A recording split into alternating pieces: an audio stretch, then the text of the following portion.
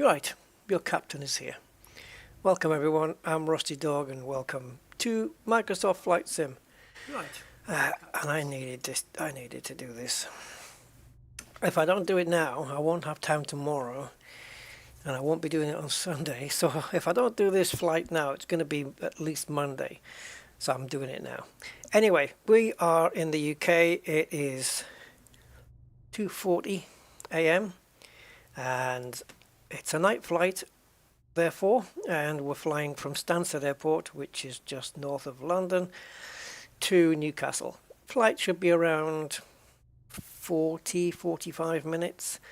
That's all, just a short flight, short hop flight. And we're going to be flying with SqueezyJet. And there's not many planes here. I think there's a Ryanair. There it is. Yeah, that's pretty much it. So our call sign today is Donosti 2627. Yeah, and it's very bright in here. I mean, all the lights are on. I'm going to have to take a look at that. It must do this at night all by itself. We haven't even got these on yet. What the hell? That's the dome light. Oh, so where the hell is the controls?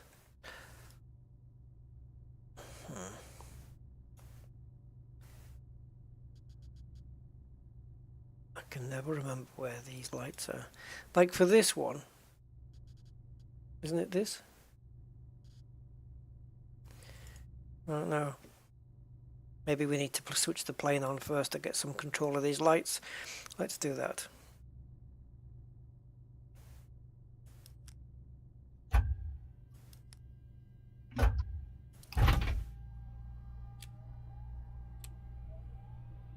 Let's just go through the initial thing here and see if we can rescue some control back here.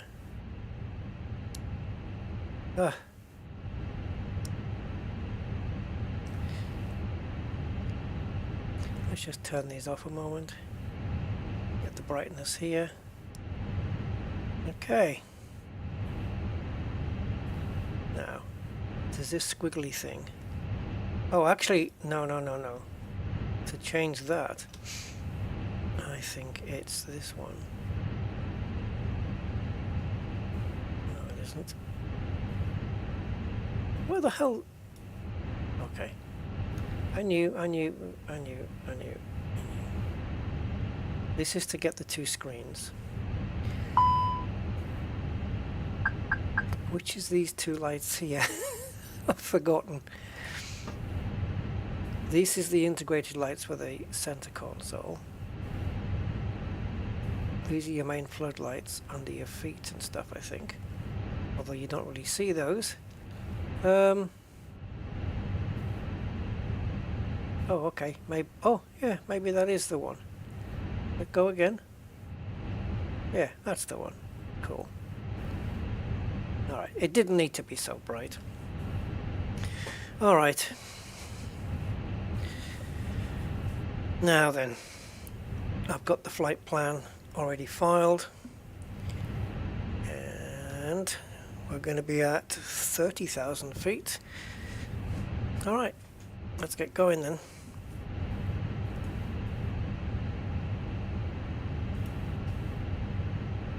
I don't think there's anything. Nope.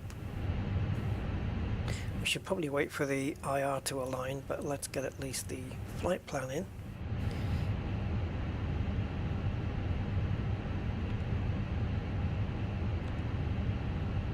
And the wind information.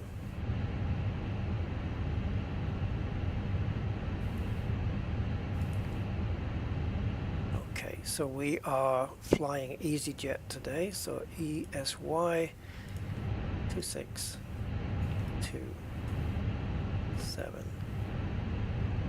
Thrust index is 15. Cruising altitude today will be at flight level 300. Oops. Yep, let's go to the International Space Station with that one. Okay, and let's get the wind information in. The climb and the descent. It's all going to get loaded here. Passengers, 117 are flying to Newcastle at 3 o'clock in the morning for reasons I'm sure they know. This was requested, right? I did click it.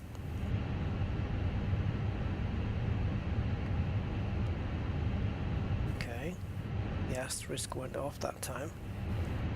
There you go. Alrighty, let's get the flight plan sorted. So, AGSS departing hopefully from runway 04, which would be this one. And we're going via UTAV 1S. There she is. No transitions, so let's insert that. And then flying into Newcastle, hopefully on runway 25. ILS. Via RIM T1N.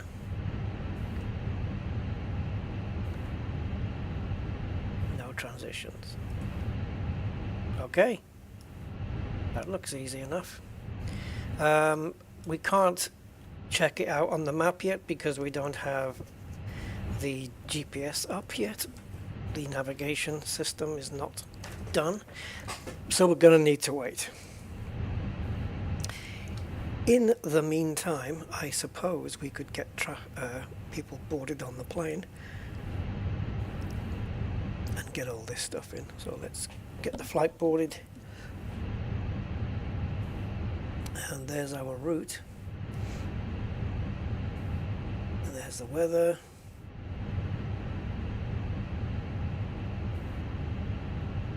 So slightly colder up north than it is down here. 7 degrees. We're going up down to 5. And this is 6 going down to 2.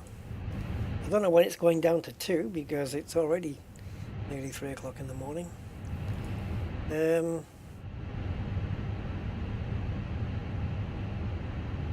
let's go to mass and balance then. And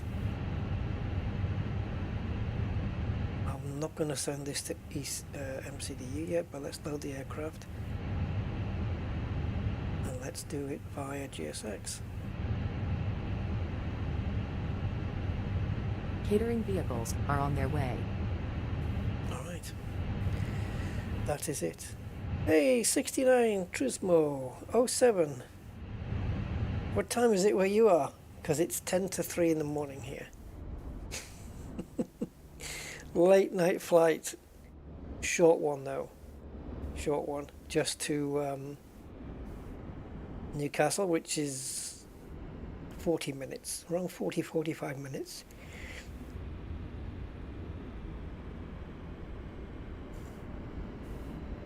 So the passengers, there's no jetway here, so the passengers are going to have to come via the stairs.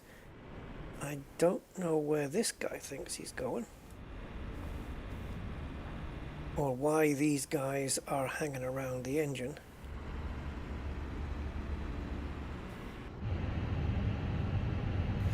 But yeah, hopefully that all resets. Right, how long do we have to go? Right, IR is aligning in 3 minutes. Okay, I'm not sure what to set this to yet, so let's just say 6,000. And I'll just leave everything as it is there. Right, anything else that needs setting here? Let's get the nav light on. We'll put the logo light on as well, seeing as how it's nighttime. Get the strobe light set to auto, and we'll arm the emergency exits. No smoking is set to auto. Seat belts will be on for when the passengers get on board. Yeah, that's everything up here for now. So what's going on outside?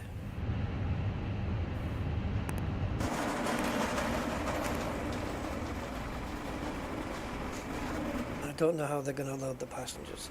It's going to be fun. But this is catering, and then it's baggage and people.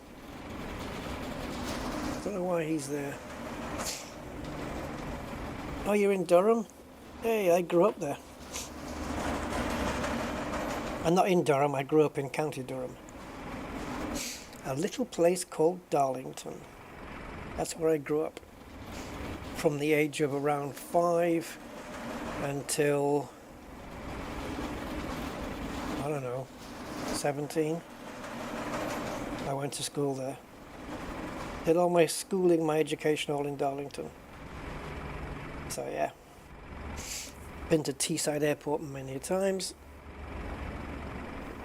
Used to listen to Mark Page on the radio Tees. He's turned out to be a bit of a bad one, apparently, Mark Page. Pity you. Hey, I grew up there, man. It was alright when I was growing up. But yeah, there's worse places, man. There is.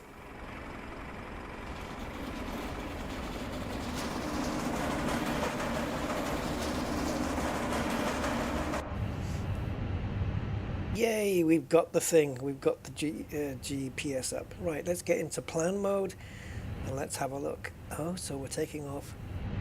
So north is that way. So why aren't we flying straight up, you might ask? Well, I'm asking the same question. It's just because of noise, I guess. Noise abatement, you can't fly around major cities, but London is below us. But anyway, let's step through this and see what's what. So let's go through, make sure that we have complete green line all the way through. No breakages. Looking good so far. Oh, I could have flown into frickin' Teesside.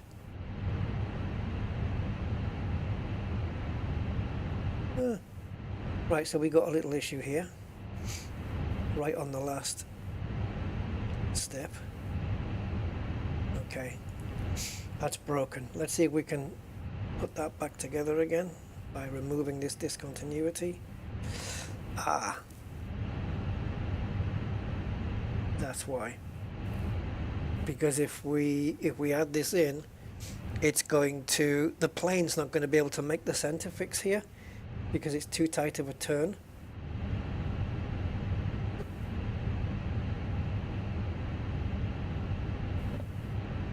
Yeah, I don't like the look of that. I guess what we can do is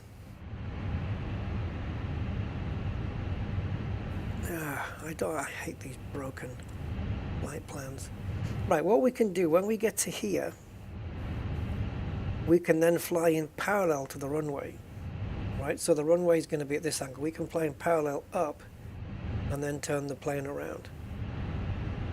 So I don't want this line to join up unless I can create a waypoint further out. I don't remember how to do that though. But you can create your own waypoint, your own fix out here, and then have the plane head towards that. We might get instructions from Beyond ATC on what to do. So let's erase that. Oh, it's not letting me erase now. Why can't I just cancel that? Oh, fuck off.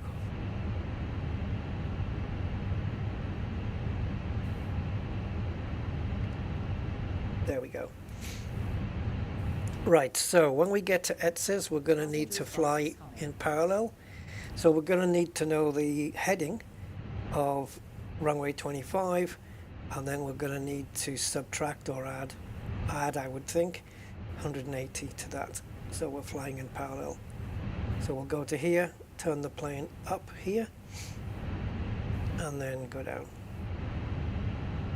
Right, so we're going to need to know the inbound course for that runway. That's assuming we get runway 25, of course. Let's see what that is like. Do-do-do, do-do-do, do-do-do. Right, here we go. I don't know what I'm getting that off. I think it's Danger High Voltage. I don't know who sings it though. Danger. High voltage. Da-da-da-da. Anyway, right. So arrival, runway. No, approach. Sorry, runway 25. ILS. Passengers boarding starting. Oh, this is a bit more complex than flying a ship in Elite Dangerous. Right, so the inbound heading is 246. So 246. And we need to take 200 off that, which will give us 46. Add 20 gives us 66. So effectively we've removed 166. So that means that the heading of 66 is the other way around, upwards. So we'll just change the flight to heading 66 degrees, and that's it. While we are here, we can get some more information. Right, ILS frequency is 101.5. The plane should put it in automatically, so we shouldn't need that. The final altitude here is 2,000 feet before final descent into the runway. And that's coming at 5.4 nautical miles out, 3 degrees down. Is it 3 degrees? It is. And the runway is 239 feet above sea level. So the decision altitude is going to be 439. It depends. Oh no, it's only 339. Wow, okay. It's 100 feet above, so 339 is the decision altitude. Lovely. That's all I need from here, I think.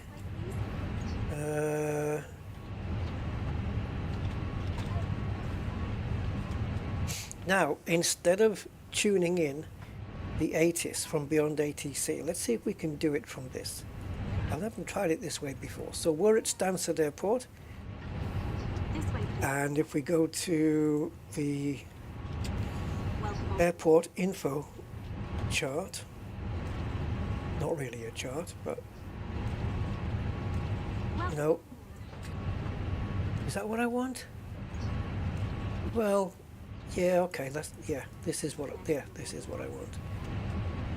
So this is where we're taking off from. And for some reason, is my plane? Oh, is that me? I think that's me. Okay, so I'm here, so we've got to go all the way down this taxiway to get to here. So we'll either be taking Juliet or Hotel. Anyway, ATIS is 127.180. Let's see if it pipes up. 127.180. Let's see if it clicks in here and switches on in beyond ATC. Ready?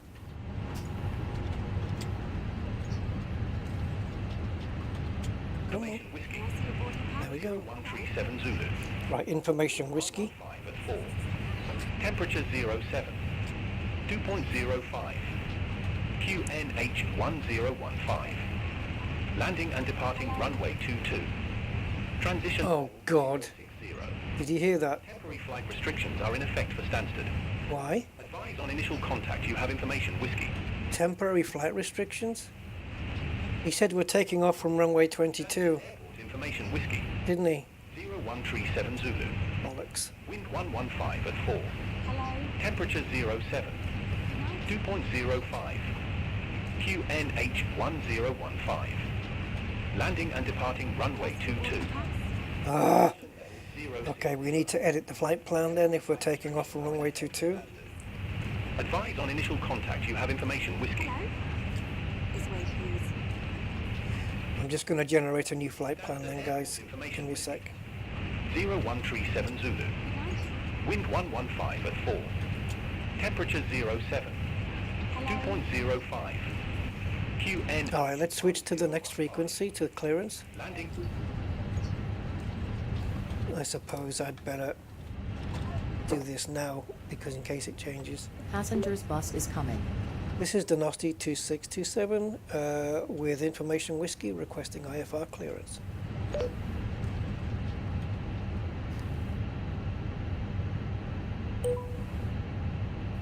Dinosti 2627, delivery, information whiskey correct, expect runway 22, Utava 1 Romeo departure, Utava transition.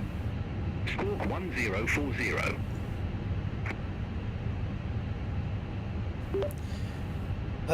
Roger, expect runway 22, UTAV 1 Romeo departure, UTAV transition, squawk 1040, Dinosti 2627. Happy with that? Dinosti 2627, read back correct. Contact ground 121.73 when ready for pushback or engine start. Roger, will contact ground when ready, Dinosti 2627. Passengers boarding starting. So it was squawk 1. Ground on 121.73. Roger, will contact ground on 121.73, Dinosti 267.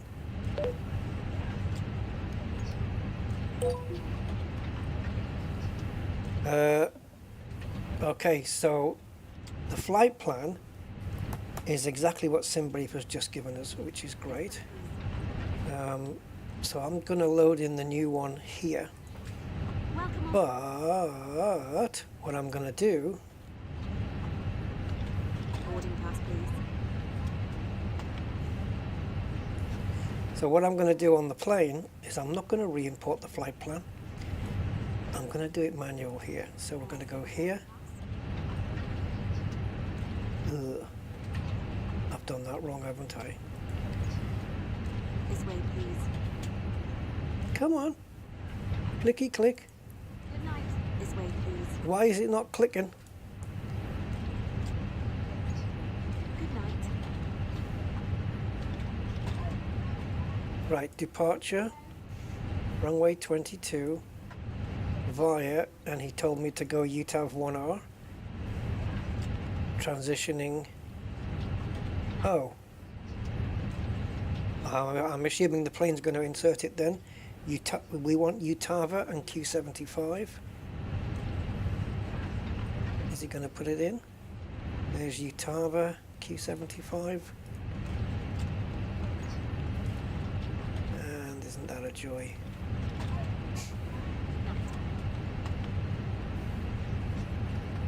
I don't know if we can load the flight plan again. Alright, so the problem is that before buzzard,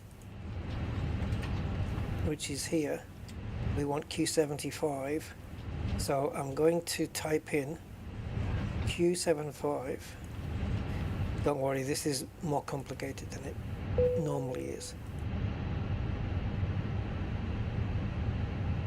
I don't know why, but some of my mouse inputs are not working. I have no idea why this is. Q75, and that's going to go and insert here. What? You don't know where that is? It doesn't even have a latitude longitude for it. Okay. In that case,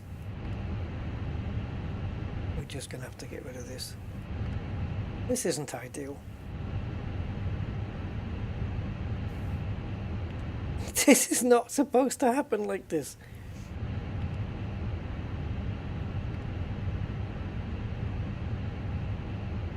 It's missing a waypoint. Ah, there it is. Q75. Ah, all right. Right. Now let's take a look through the flight plan. Ah, yeah, you see the route we're taking now, it's completely different. All right, let's step through and make sure that this green line then is going to remain solid and all that jazz. Hopefully we'll get the same runway going in.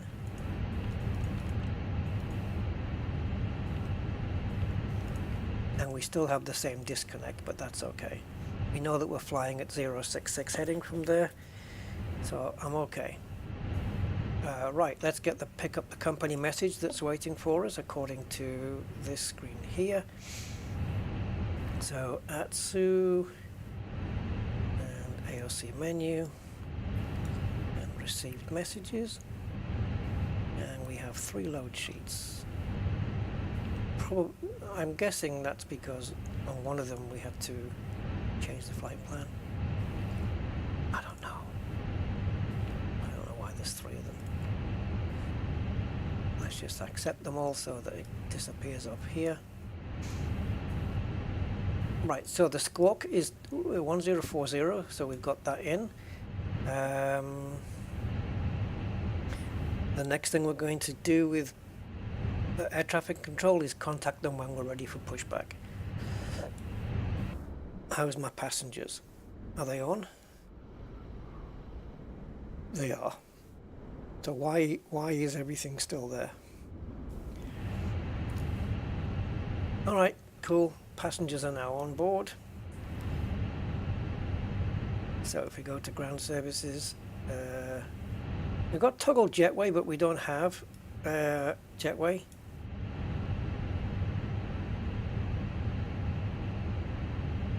I'm just wondering.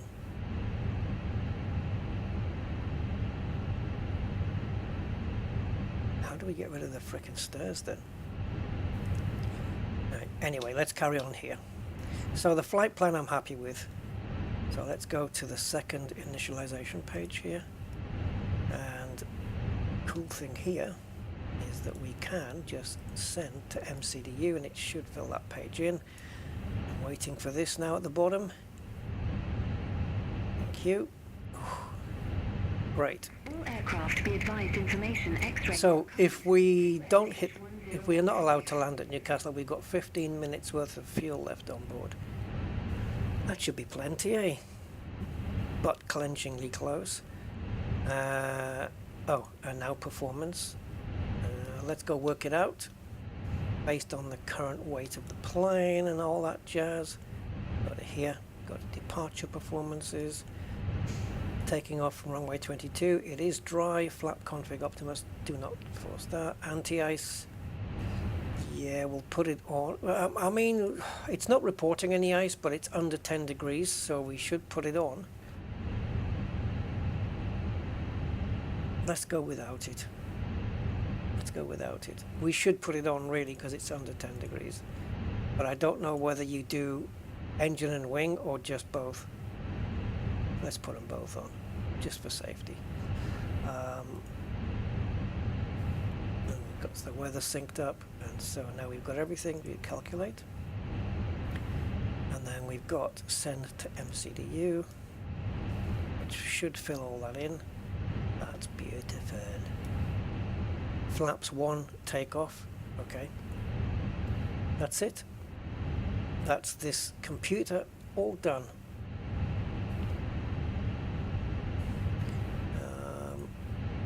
How long did it take me to learn? Hey, Classified! How you doing, matey? How's things? How long did it take me to learn? A little while. A few months, I think.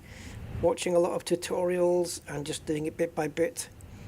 I didn't really know how to fly a commercial jet before getting Microsoft Flight Sim 2020. So I had to learn a lot all by myself, really. Lots going on in life. Yeah, I get it. I understand, man. That's not a problem. And I always ask you, how's the Mercedes coming along? Still going? Still got it? Still working on it? Still doing all the stuff? Let's get the constraints on. Yeah, it's learning it is one thing. It's just memorizing it as well. You know, when I can do it without... Because all this starting up the plane from cold and dark, for me was always a case of having a piece of paper with instructions on what to do and following them. Right, what's the next bit? I've got to flick this switch. What's the next bit? And then you just start to learn it. Oh, you injured your back badly. Oh no. Is it going to get better over time? Is it going to fix and you'll recover?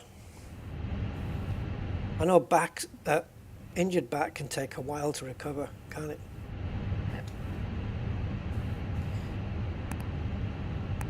I even learned what the 3 balls here were for. There's nothing on a plane without a reason. Those little balls are there for a reason. Yeah, so I had to find out. Anyway, I think we're going to get the APU started, guys, because we're just about ready. What is going on with the little mouse? Come on, mouse. How many times do I have to click things?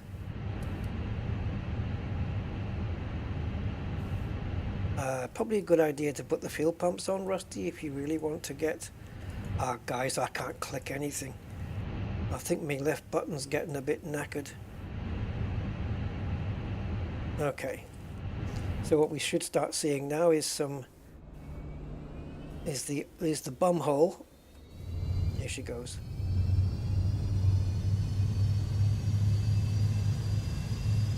Oh, I tell you how we can get rid of those stairs. Maybe here in the GSX panel. Operate stairs. Or could we not just say boarding completed, and then it'll get rid of these little fools here as well? Huh?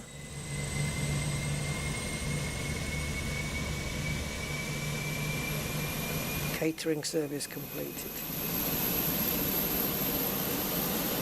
So why are these people here? These are not catering.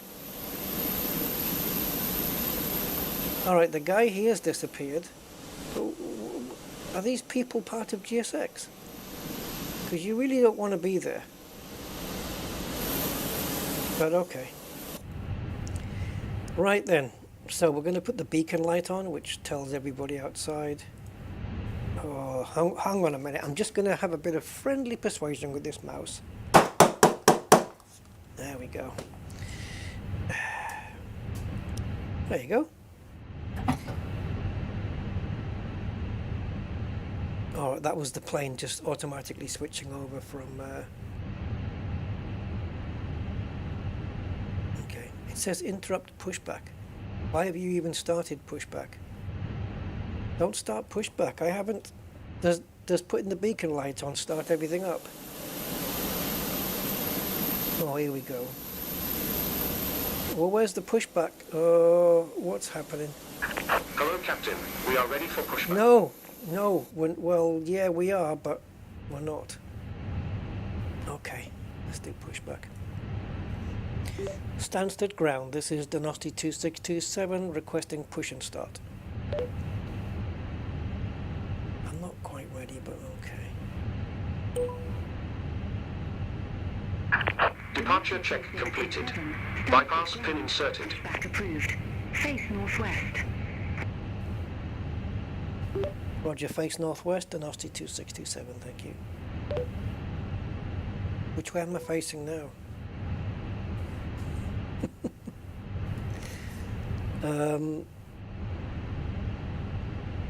Oh. So it's nose right then. Because if we're facing here and northwest is here, we need to go nose right. So we're going to be going that way, where those green lights are. And we can confirm that on... Locking gear. We can confirm that here on Navigraph. Yeah, so we're facing that way. Can you give me the frickin' chart, please? Thank you very much, and good night.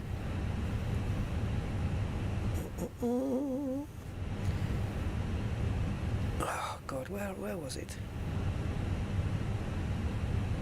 Yeah, can just hold on a minute.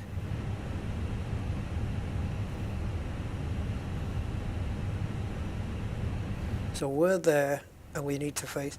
Yeah. Yeah. Nose right. Release parking brakes.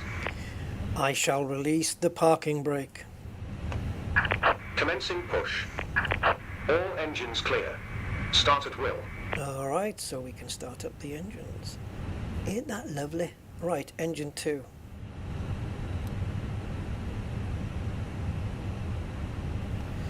Let's just make sure it is kicking in. So it's this number first. When it gets to around 20-ish, then N1 should start kicking in. There we go. Come on, baby. Come on, there we go. Sweet. Sweet, sweet, sweet. So this engine is starting first.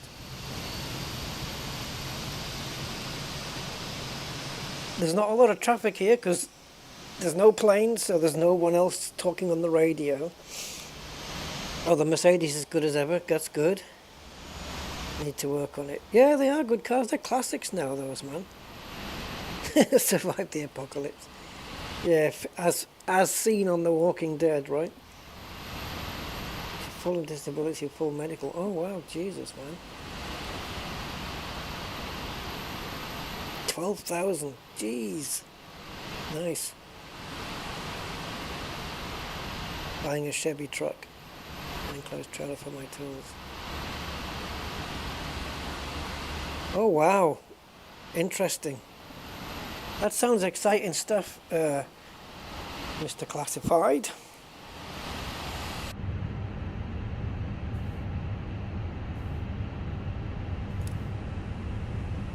Right, we're going to turn the wrong way. Turn off lights on as well because night time. Set parking brakes. Please, say please, and I'll set them for you. Waiting your confirmation for good engine start. Oh yeah, we need to do engine 1.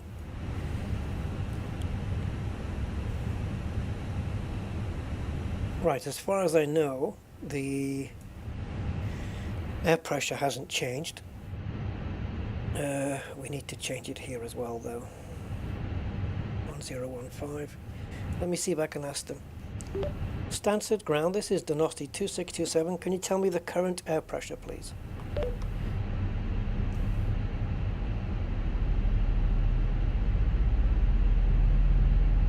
Oh, they're not going to accept that. Oh, here we go. Donosti 2627, Stanstead QN H1015. There we go, 1015. And how long is the runway we're going to be taking off on? Well, Stanstead ground, this is Donosti 2627. What is the length of runway 22, please?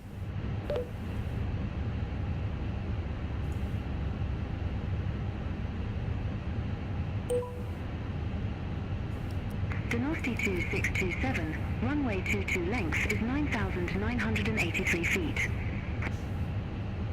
That's long enough. Oh, okay. Okay, Matt. I wasn't sure. I didn't want to presume. Yeah. Okay. Mr. Matt. Right, that's it. We're ready. But am I ready? Okay, flaps 1. Let me just get to the to a window where we can actually see this. I don't know which one I programmed. No, that'll do.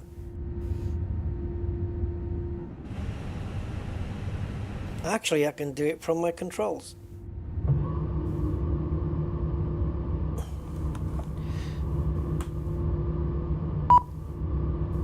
Oh yeah. We need to tell them we got a good engine start. Sorry. Cockpit to ground. We have a good engine start. You Do can we? disconnect. Yeah, we do. 18.3. Perfect. Right, predicted wind shear is off. I'll fix that right now. APU is available, parking brake on, seatbelts no smoking, and nose wheel steering disconnected. Perfect. Cool. Right, wind shear. Ping. There you go. Nose wheel steering disconnected will now be reconnected. When they pull that pin out, there she is, pulling the pin out. Or he. Unlocking gear. There we go.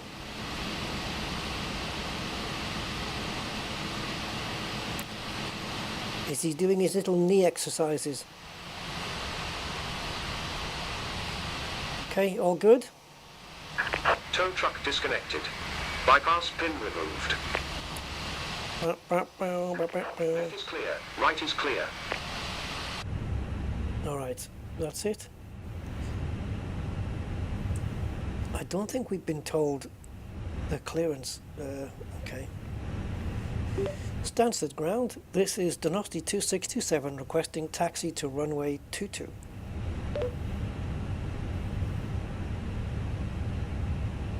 new GPU and a collective from Virpil. Nice. Go for it, man. Go for it. Runway 22 taxi via Alpha, Hotel. Hotel is the one we're taking, okay. Roger, taxiing to runway 22 via Alpha, Hotel Romeo Sierra, Donosti 2627. Have a good day. Oh, I'm ready.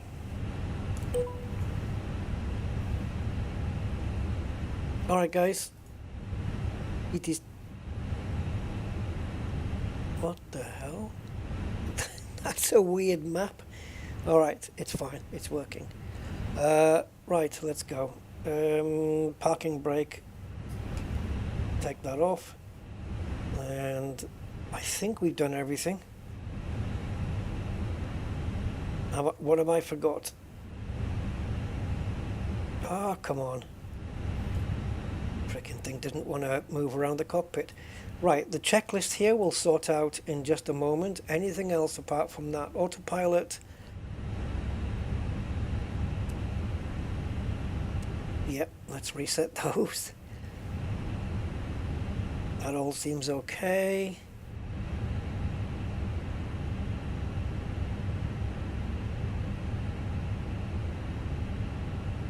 Yep, okay, I'm good.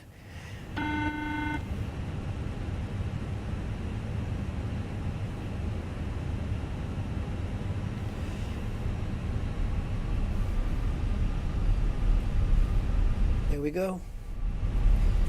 Should be about 40 minutes this.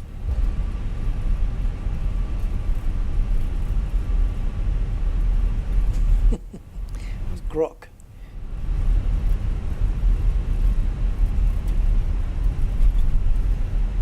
If you want, I'll just be your actual pilot. I quite like doing the occasional night flight. I know it doesn't get the details on the ground that a daytime flight would get. You know, it's nice to fly in the daytime and see all the graphics and details and all that lovely stuff. But look at nighttime. Look how cool this is. It's nice, man. I like doing the occasional night flight, especially those that are maybe like super early in the morning or something. I think we're going a bit quick for taxiing. And why are there two sets of lights? 27. Contact Stanstead Tower 123.805. Bye-bye. Roger, contact Stanstead Tower, Donosti 2627. I didn't say the frequency, so she's going to freak now. Negative. Tower on 123.805. Yeah, I'm actually...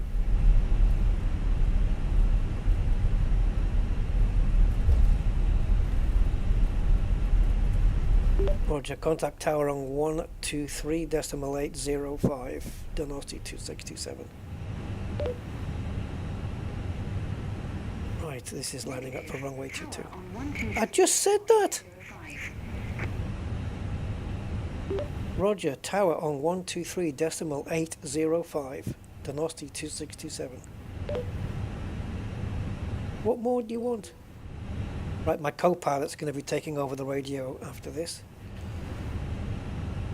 Alright, so first thing we're going to do is get clearance. Stanstead Tower... They're not going to get that. Stanstead Tower, this is Donosti 2627 requesting departure on runway 22.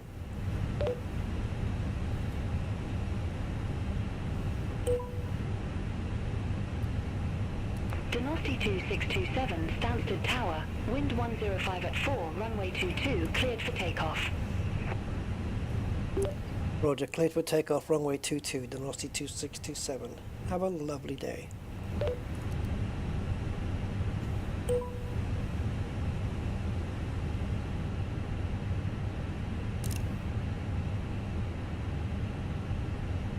Okay, that's all of our lights on. And we have been cleared.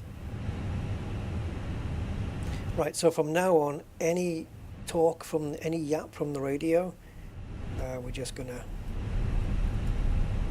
But wait a minute, we haven't been cleared up to an altitude. So I don't know, I'm just going to pile this all the way up to 30,000 then. Because normally they'd say, you know, climb to 6,000, and then when you get near 6,000 they'll clear you to the next altitude, and then finally your cruising altitude. But they've not done that, so I'm just going to set it up to the max there.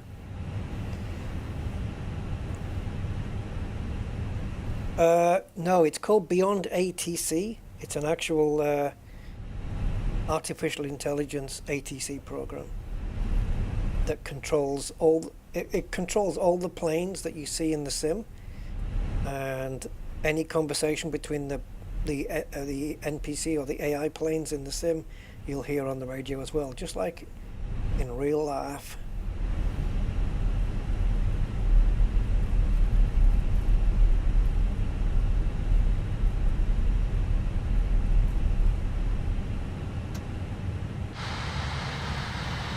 Okay.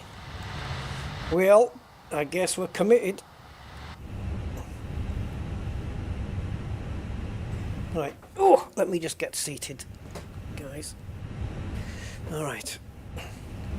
So we're going to go up here, and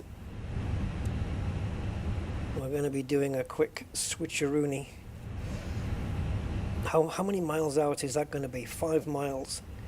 That will not take us long to cover that. So, all right, let's skedaddle, guys.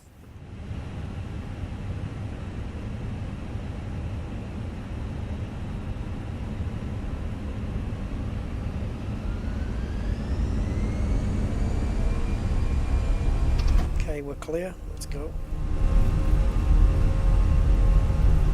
Some weird graphics on the runway there.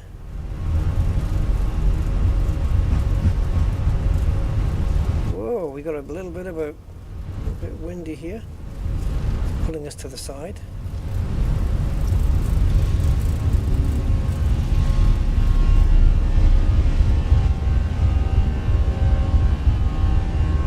Gear up.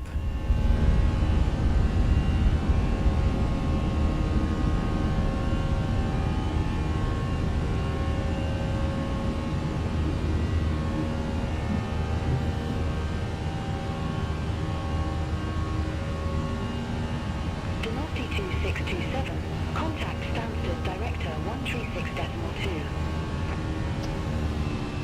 Contact Stanstead Director 136.2, Diagnostic 2627. Okay, flaps retracted. We've got the moon right in front of us, guys. 627, good morning, 2,400 feet. Man, those lights are bright. Crumbs almighty. Identified. Climb to flight level 150. We've been cleared to 150. 150, Diagnostic 26. We'll get this programmed in and we'll get the autopilot on. Okay, we're at climb throttle. This brightness here you see is from the lights on the plane, I think. They're really quite bright. I'm not going to switch them off yet though.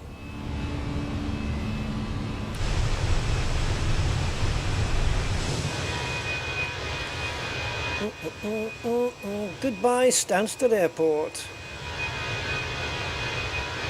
So Newcastle. These bright lights here down here must be London. Yeah, that's London, guys. Look how much city lighting there is. Oh my god. That's huge. London is big, isn't it though?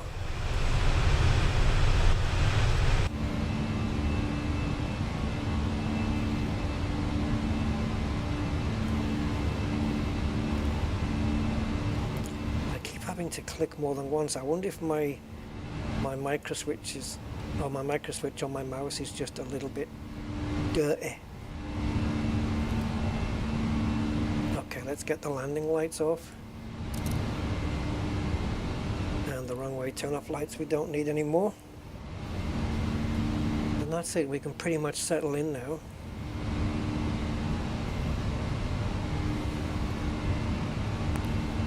Let me just get these floodlights down just a little, because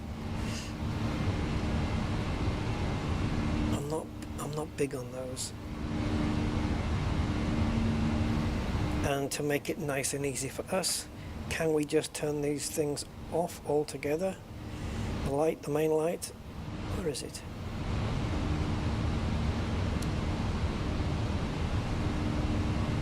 Okay. Right, so we're cleared up to 15,000. We're currently at 9.4. Before we get to 15, it should be clearing me up to 30,000.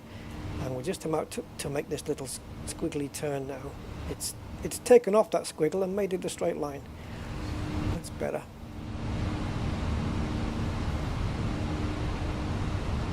Okay, I've got all the arrival information already. So we'll program that in once we get to cruising altitude. Because it's a short flight, so we'll do it pretty much straight away, I think.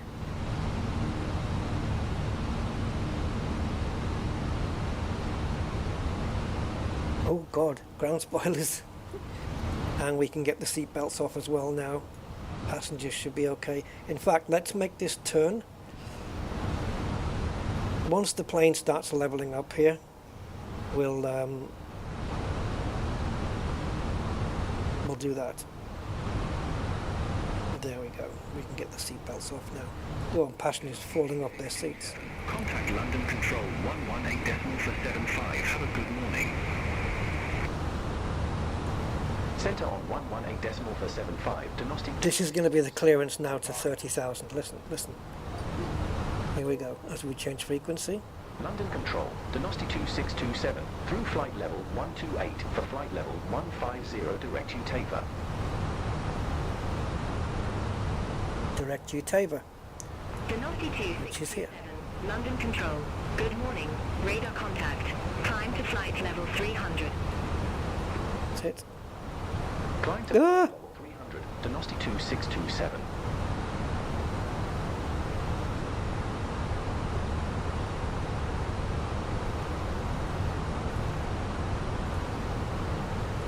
Uh-oh. I shouldn't have put VS on. Is it going to obey that? Because I don't really want it to. I can never figure out how to get rid of that. Sometimes when you go back into monitored mode with this little dot, it should ignore this. Oops. How did you get down there, you prick? Yeah, so it should ignore that. And it is. We're climbing at, we're climbing at 2,800 feet per minute. So it's completely ignoring this, which is what it should be doing. Right. So, decision altitude is 339 feet, assuming that we're going to be given... 462 heavy.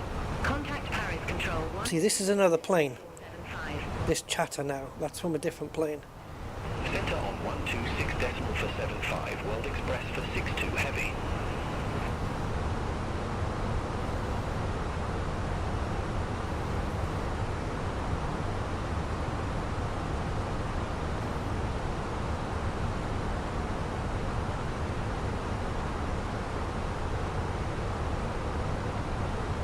Right, so 339 is the decision altitude here, so that'll go into there. Temperature and QNH, we can put that in a little bit later, and I'm going to be doing a flaps 3 landing.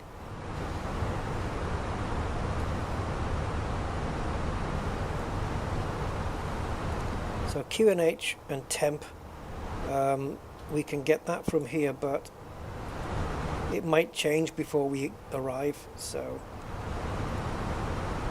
go to the arrival airport, do a refresh. The QNH is 1013 and the temperature is currently 04. We can put it in, but it might change. It might get a bit colder as we get there. But temperature's at 4 and the current air pressure in Newcastle is 1013.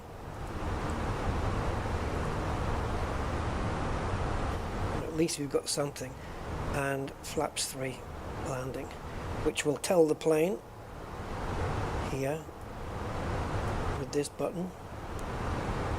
We can flick that on, but I think we can do that for descent by the time we get to descent.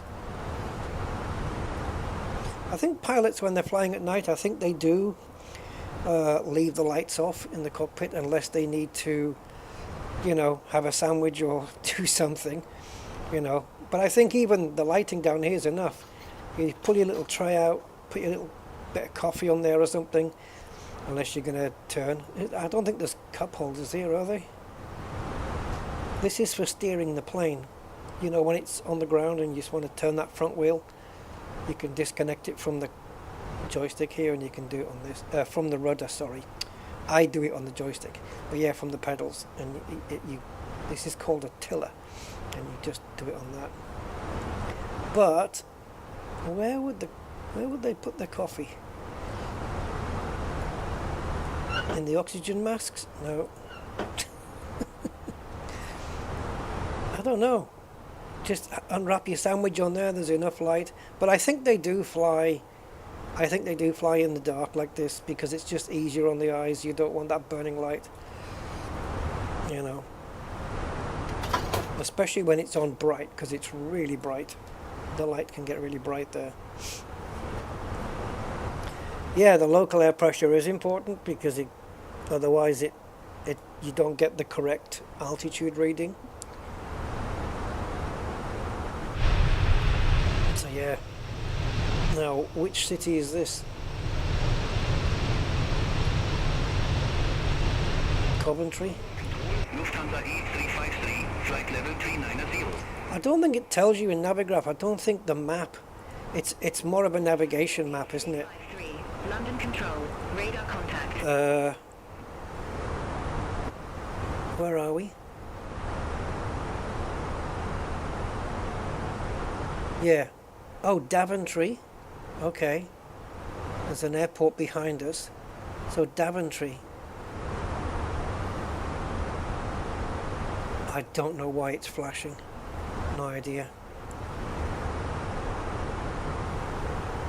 Could that be Daventry then below us?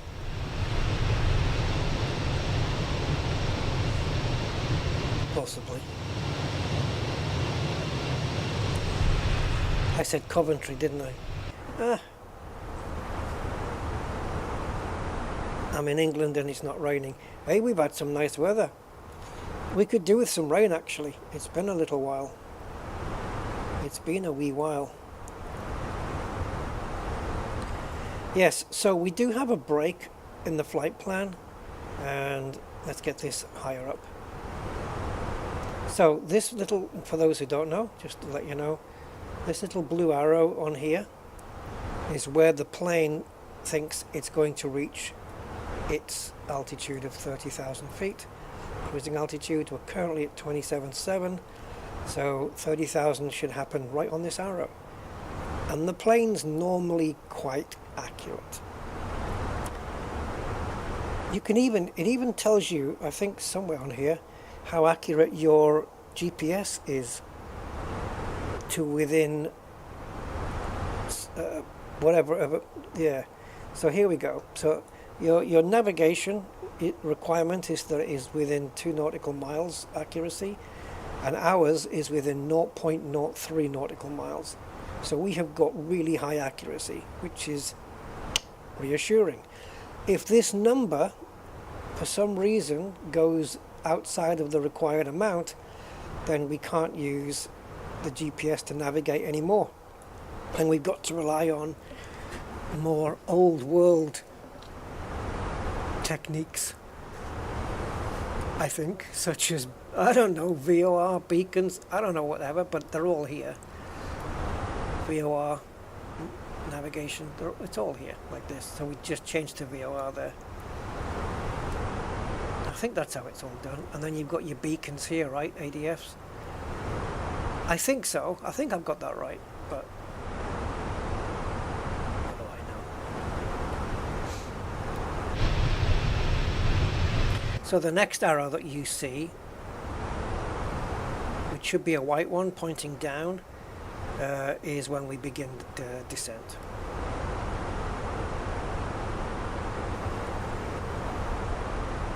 Yeah, navigate by the stars.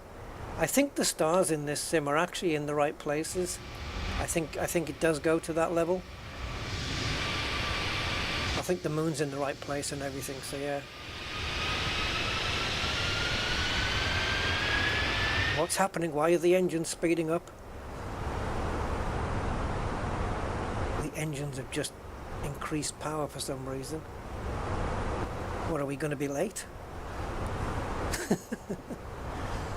Right, let's just increase the range here. I want to see where descent is. Okay, it's up here. So we're about 60, there's 40, 60, about 65, nearly 70 miles away, nautical miles away.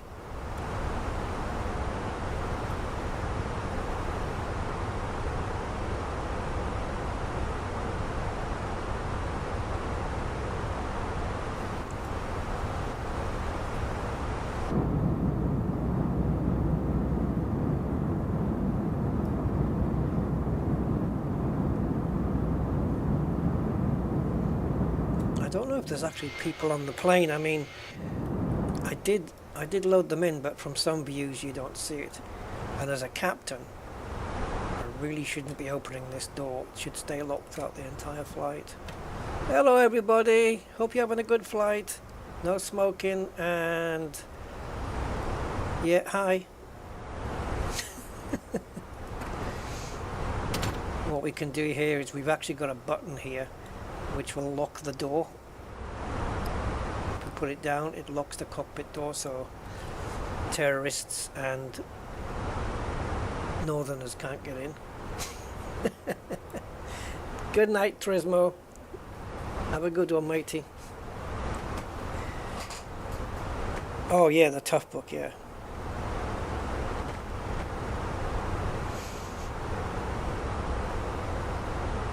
Yeah, good stuff. Yeah, like these are really handy. These little iPad things. Doesn't this lock to the plane? Like, you just stay on it. There we go. Now it's following the plane. So East Midland VOR here. Actually, that's a VOR, isn't it? Wittering. Oh, what's wrong with the map?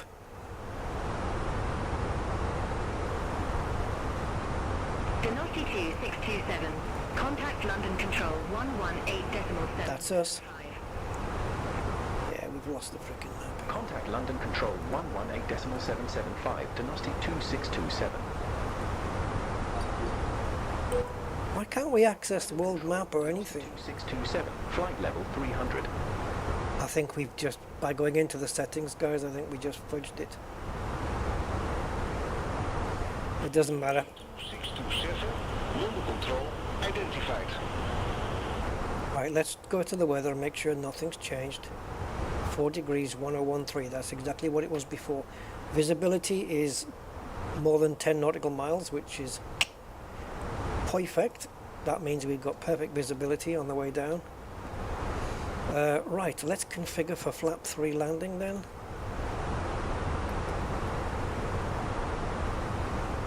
That should bring up a notification here.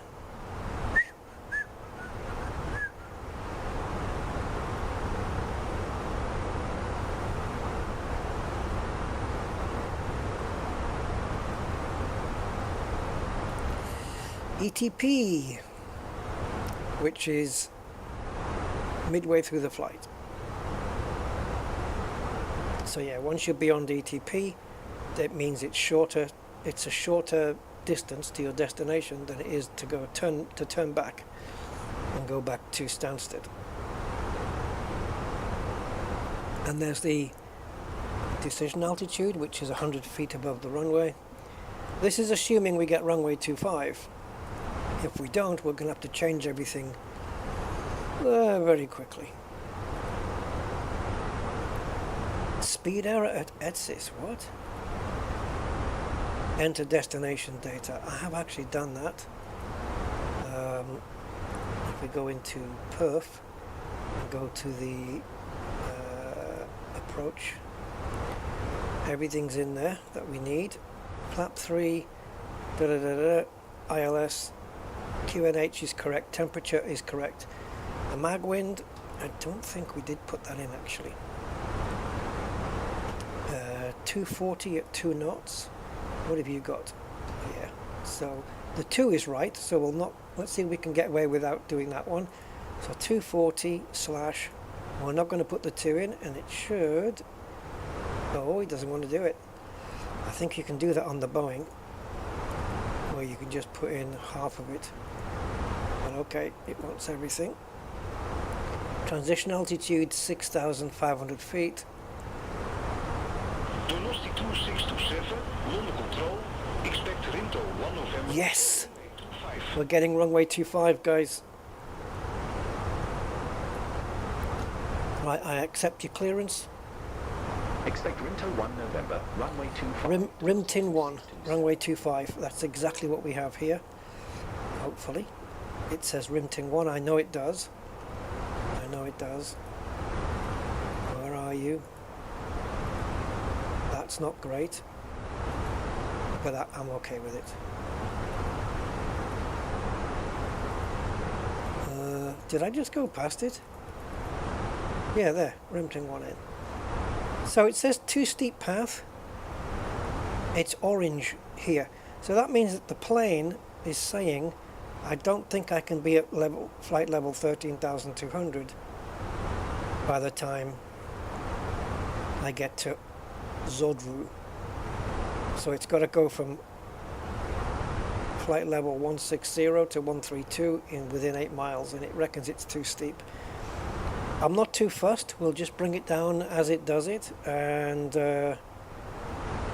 because we're going to be doing some manual, well, I say manual flying, we're going to be controlling the autopilot ourselves a bit later on. So the other way to do it, of course, too steep path, could be to call ready for descent before the descent, and start descending early. So just after Batley we can call ready for descent and start. If we start descending early, then we should be fine, or at least it'll be better. But if this is not a constraint, so it doesn't have to make 160 there.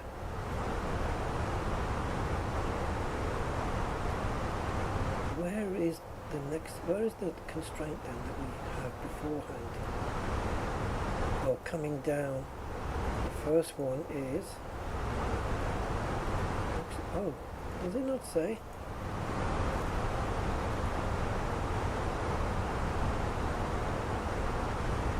This is really weird.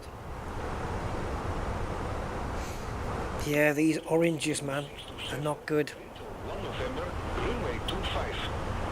Report ready for descent. Where's this guy from?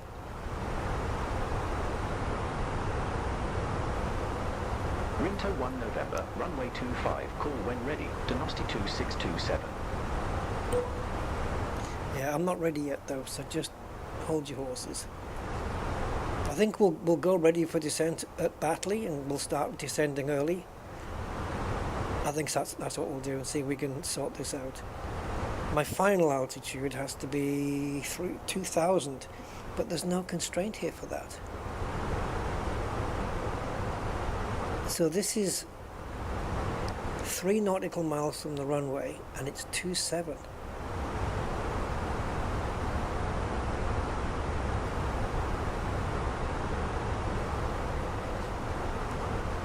The Navigraph charts were different to this. Why?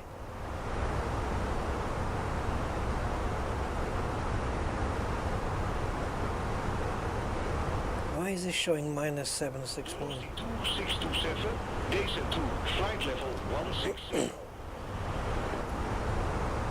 Descent to flight level 160, Donosti 2627. Okay, it's calling us to descend now. Let's do it.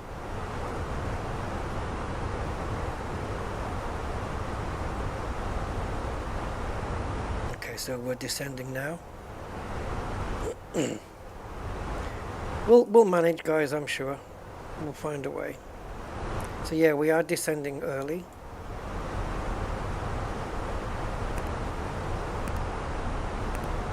But they told me to do that. So I'm going to let them guide me a little bit and see what happens, and hopefully they won't mess up the final few turns, because they tend to do that. It's a nice shot. Yeah, as we're approaching runways, it normally vectors me to different headings than where the runway is, and it's kind of weird, and I don't trust it, and I turn it off. But we'll see what happens. We'll follow its instructions for now until since I'm not happy with it anymore. See, so the green dot is up here, and the plane is here. The plane is the yellow line, and the flight path is this green dot, and we are below it. But that's because we started descending early. I just wonder though if we're going to start making these. I'm going to be interested to see what happens, because we're going to probably be under 160 by the time we reach Urco anyway. So this steep path may disappear. Oh, this is a constraint though. Bollocks. So the plane's not going to be allowed to go below 1660 there. And this is a constraint at 120. So the plane has to lose 400 feet within this distance. So what are we looking at here? 37 to 40, yeah, about 5 miles I think. And then we have a break here, where I'll just set the plane heading manually.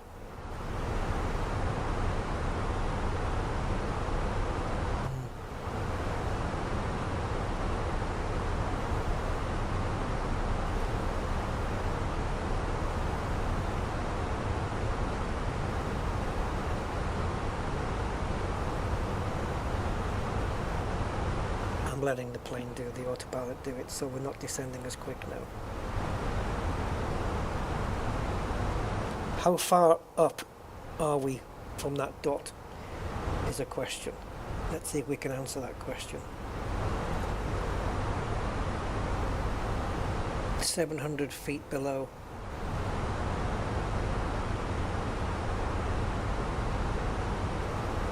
$690.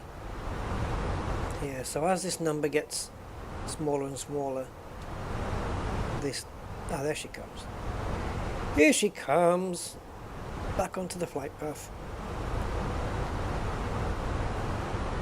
Yeah, so the plane is essentially getting us back onto the flight path, which means this will probably stay as it is. I don't know how.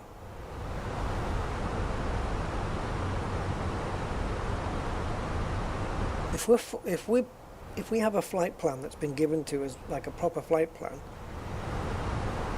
how do these happen? How do these things happen in the first place? Why would it give us a flight plan that has a too steep path?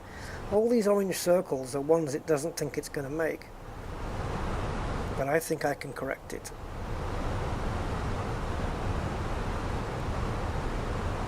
I think I can correct it. See, we're slightly below the flight path now by 22 feet. That doesn't worry me in the slightest.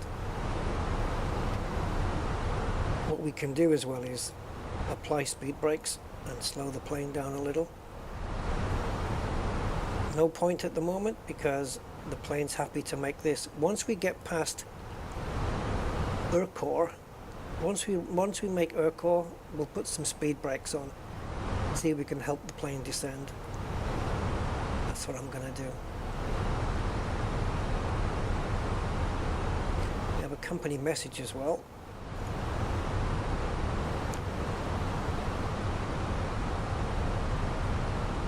We have issued all of your passengers with parachutes.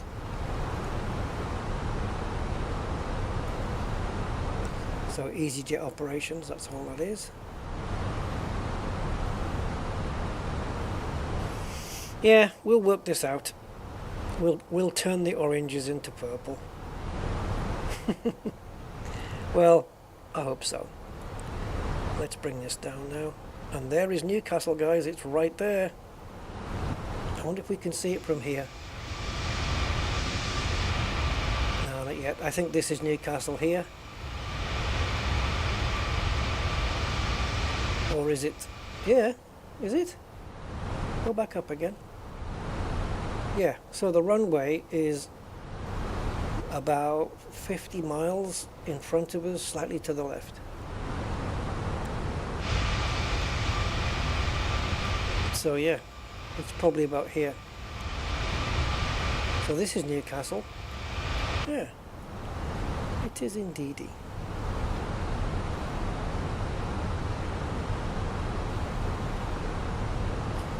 Right, is it going to come up with drag required when we get to Urquhart? The plane has to make 160,000 because that's what we've got feet, or 16,000, sorry. And the plane says I can make 16,000 at the Blue Arrow, which is exactly where it needs to do it. So we're perfectly on schedule. As you can see here, the dot lined up with the line. It's all good. When everything lines up nice, I'm happy.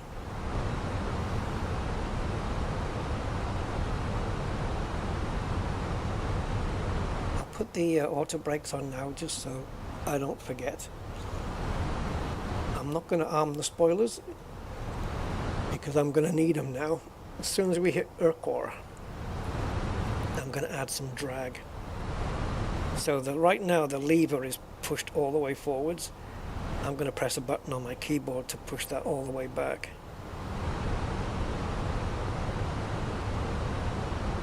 So you won't see it happen. I don't know, I think it comes up on here when we do it. I think it'll pop up on this display. And I'm going to press it in 3, 2, 1, now. Descent to flight level 120. Descent to flight level 120, Donosti 2627. Okay, so speed brake is armed. More drag, told you. Okay, that's gone off now. So the drag, we've literally just put a lot of drag on the wings here, which is, you can just about see the spoilers are out there. That's creating a lot of drag. I know it doesn't look like it's up by much, but it really does make a freaking difference. Makes a massive difference. And it slows the plane down to give us time to drop. And hopefully these circles, I've never seen it do it before, but if I had to guess, I would say that they would turn pink 2627. the moment the plane realizes it can do it. Newcastle Director, Donosti 2627, flight level 134, we have Quebec. It's not going to make it though, is it? It's got 900 feet to go. Donosti 2627, Newcastle Director. It doesn't matter. Good morning. QNH We're good. Expect radar vectors for ILS runway 25. Yeah, we're good. I'm good. QN Oh, they've turned white. 13, There you expect go. radar vectors for ILS runway 25, Donosti 2627. Yeah, we need to come down now. Donosti 2627, descend to flight level 090. Yeah, you were a bit late with that call, mate. Descent to flight level 090, Donosti 2627. You were a bit late calling that descent. Now everything's turned orange again. You were late. You should have called that before we got past that waypoint. It doesn't matter. This is coming back in now. So am I to guess that these will turn white again?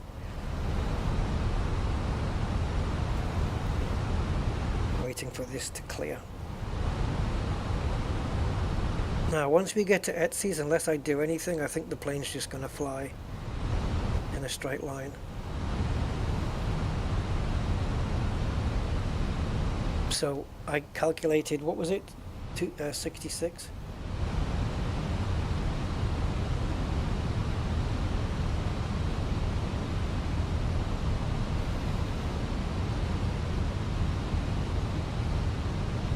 Donosti 2627, leave ETS's heading 030. Expect radar vectors for ILS runway 2. 030? Really? It's heading 030. Okay, I'm going to trust it. I think it's talking out of its 5, Donosti 262. butthole, but I'm going to trust it. Donosti 2627, turn right, heading 030, vector. Yes, I'm doing it.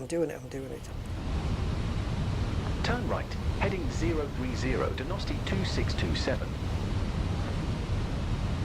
Right, now next thing. Donosti 2627, descend to 4,000 feet, QNH1013.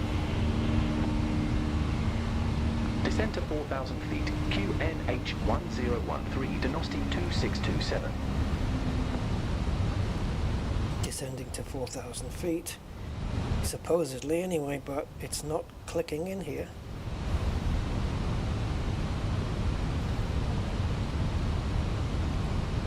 No, it's not monitored anymore. Okay, we're doing it all manual.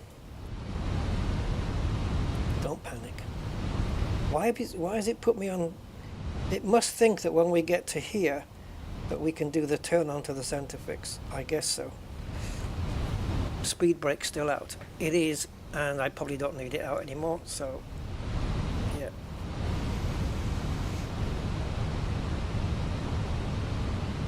So let's arm the speed brake for landing. Actually, you probably need that back on ignition now that we're landing. I think do you only have to put it back on ignition when you've got like bad weather or something? Yeah.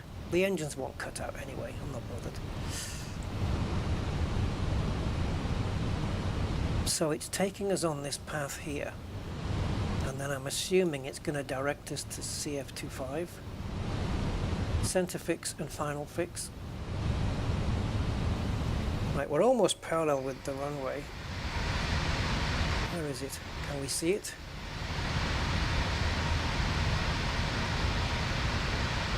Can't see any flashing lights anywhere on the ground.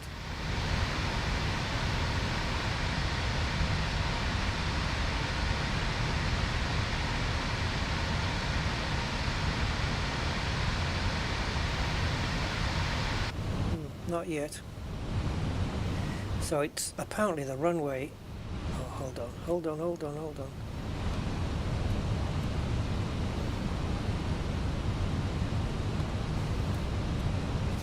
Getting past the transition altitude. Right, so it should be out of our window here.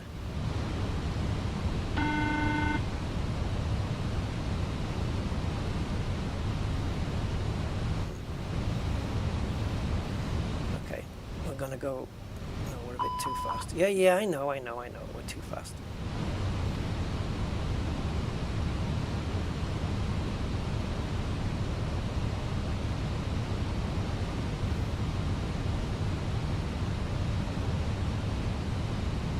Is that too early?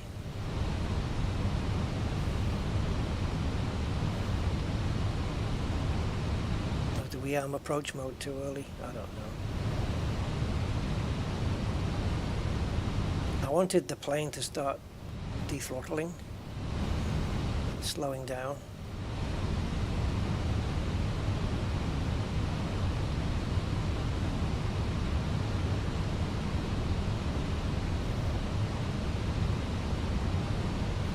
To get the flaps out, and I can't do that until this yellow line.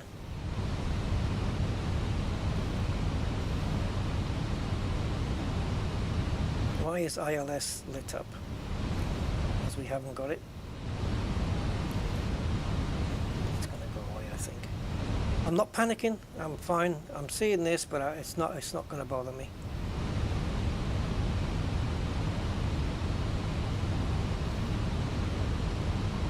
I'm going to be very interested to see what its next instruction is going to be. But I'm not turning the aircraft around until I'm beyond this center fix. And we need to get down to 2,000 feet.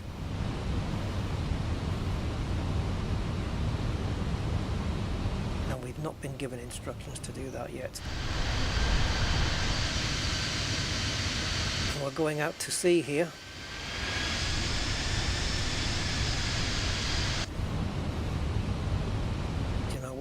just going to start descending. Dynasty 2627, turn left, heading 355. Turn left, heading 355, Dynasty 2627. Dynasty 2627, descend to 3,000 feet. Descend to 3,000 feet, Dynasty 2627. I can't keep up with these frickin' buttons.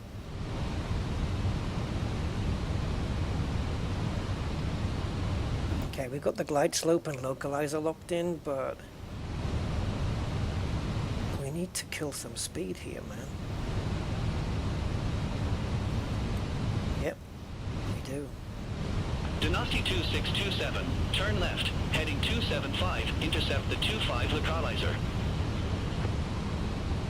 Turn left, heading 275, intercept the 25 localizer, Dynasty 2627.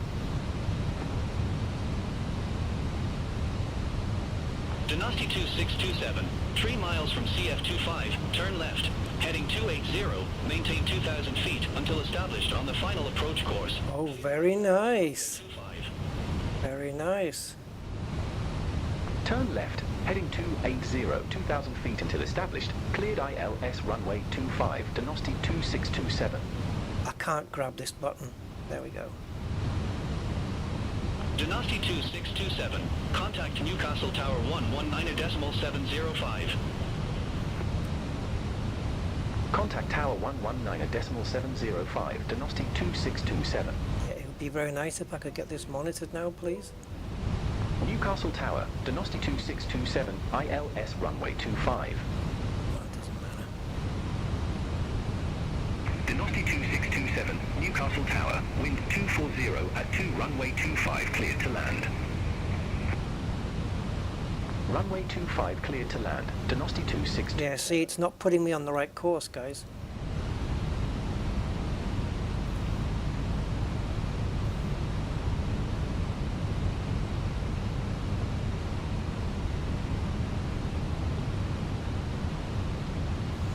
Do you know what?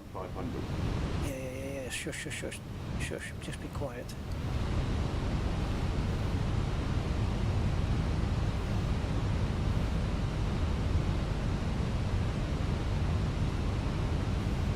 Yeah, it was not putting me on the right course.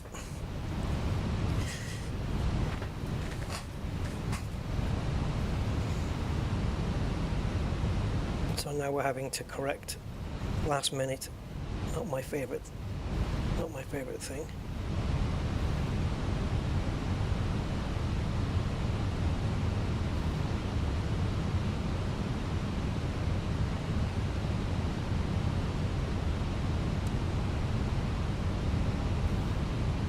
Ugh. Okay. Gear down.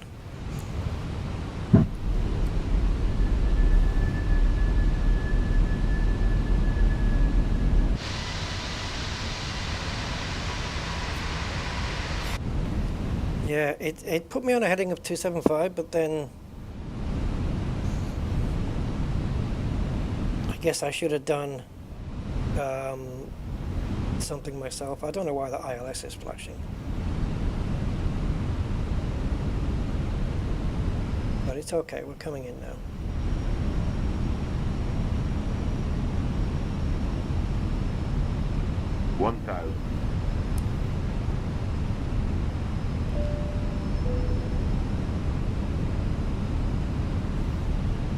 I don't know, I think I probably should have done something. You know, when it said until established on the localizer or something, I think it wanted me to do something after that.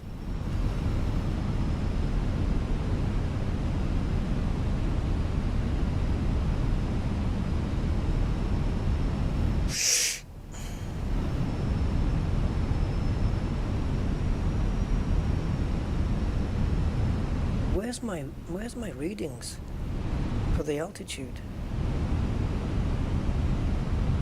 Normally they come in a box on the top there.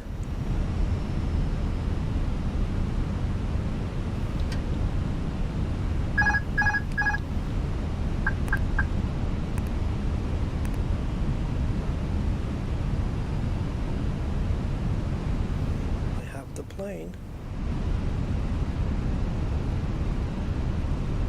100 above. 100. Minima 50. 30. 20. Retard.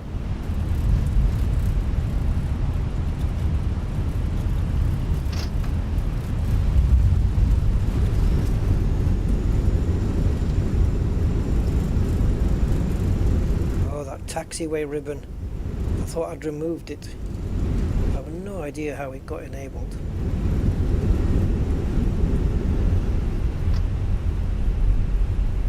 Dinosti 2627, exit right at Alpha. Okay, hold on. Right at Alpha, Dinosti 2627. At Alpha? Okay. Well, this is Bravo.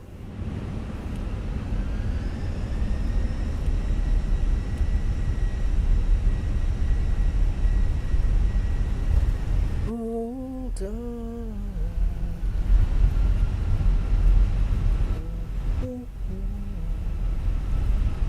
This is Bravo. Sorry, this is Alpha, I mean. That taxi ribbon shouldn't even be there.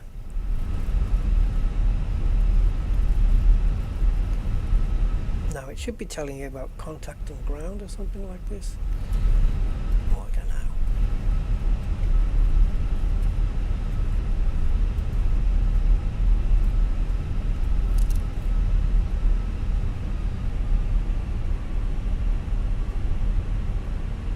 Dinosti 2627, contact ground 121.73.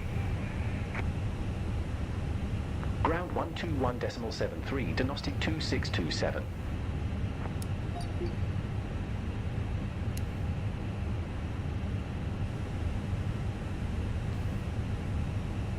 Alright, I'm taking over now. Newcastle ground, this is Dinosti 2627 requesting taxi to the assigned gate.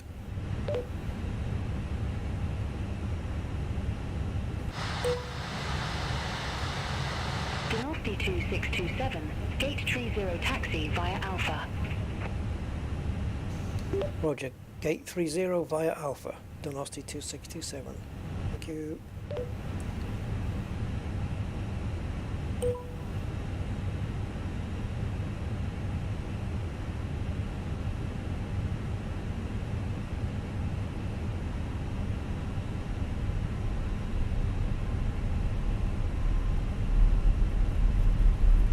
Yeah, so the reason we went off a little at the end there was just because I'm trusting Beyond ATC to give me the right numbers, and it on the approach everything was okay. It was giving us the headings and the altitudes correctly.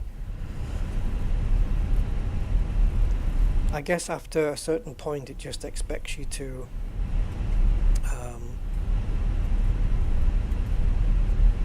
do the rest yourself, I guess.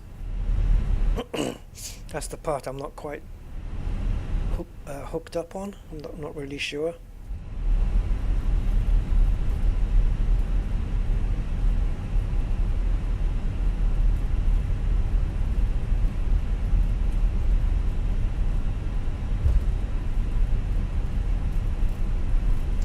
So gate 30, which is just here apparently. I think it's this one, guys. I think we have to do the twist. Hold on.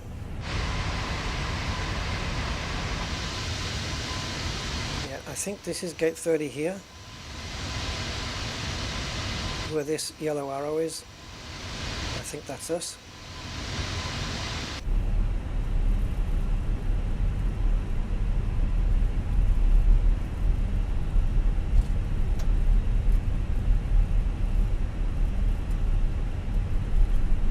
Stop short. This is gate 9. Well, it's a gate 9 on the airport here, but it's gate 30 on the map I'm looking at. So this is the one we were guided to.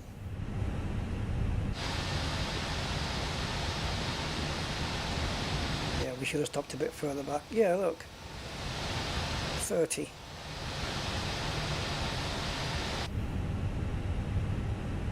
Now I did not put the APU on, so what I'm going to do instead, before I shut the engines down,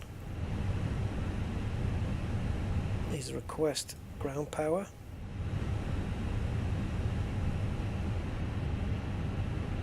It's already available, so we're going to switch over to ground power and then turn off the engines.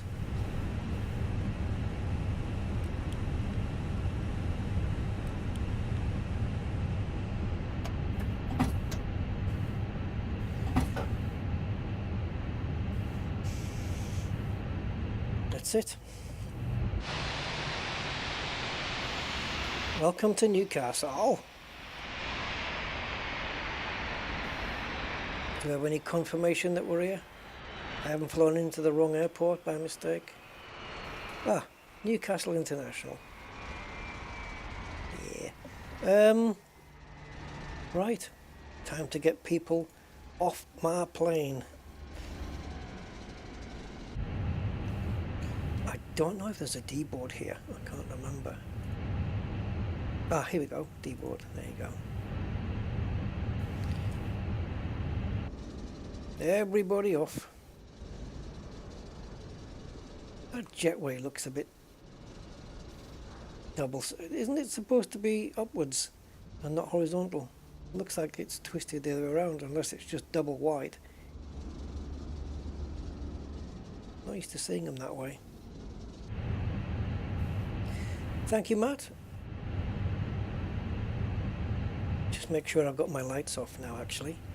I don't need the taxi lights on anymore, and I don't need these lights on anymore, and I don't need the beacon light on anymore. And Requested. we can take off the fuel pumps now. We don't need those on. We can remove landing flaps 3. Seat belts can come off. No smoking stays on. I don't want anyone lighting up. Cool.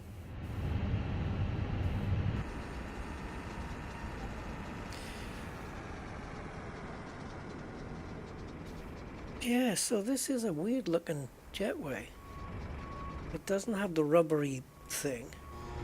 So are we going to see people jumping the gap? Mind the gap. And it's not glass, so we can't see the people walking up there, which is a shame. But they are actually getting off the plane, as are their suitcases. Passengers deboarding starting. Oh, my spoilers are up, guys. Oops. I've turned the engines off. I don't know if these will go back down now, will they? Because don't we need hydraulic power to get those down? And I've turned the engines off, so shit. The flaps are gonna stay up. I forgot this was still armed. Right, people.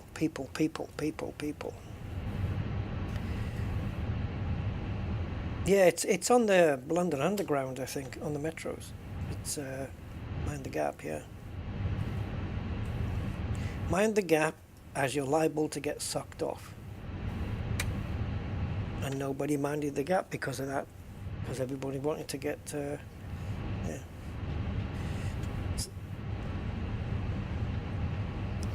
Look how orderly they are. This is my cabin crew. They've got everybody like a squadron of soldiers, just disciplined. Nobody's rushing out.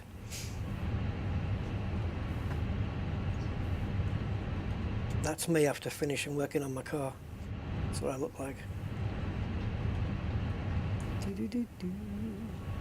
Oof, he's stuck to her. Let's say no more.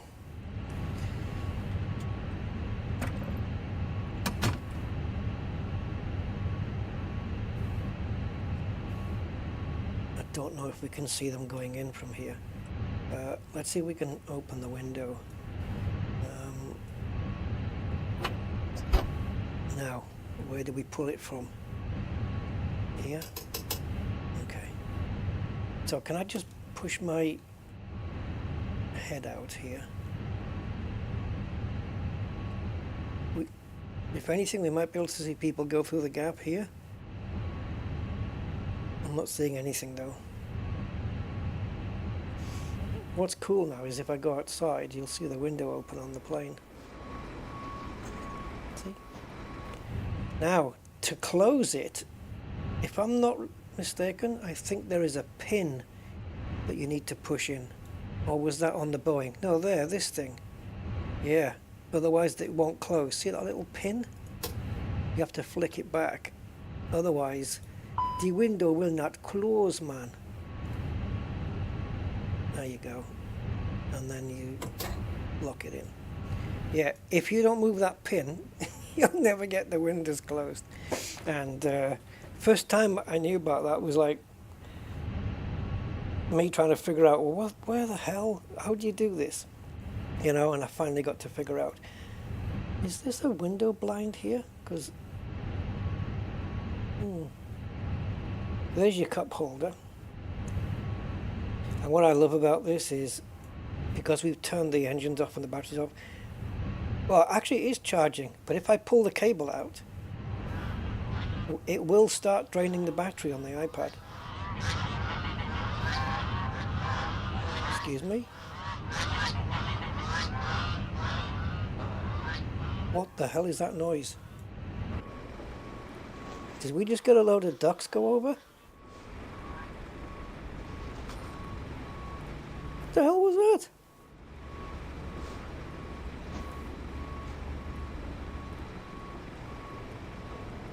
Do we still have them?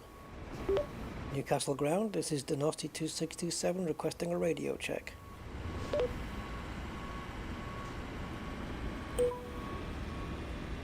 Donosti 2627, reading you loud and clear.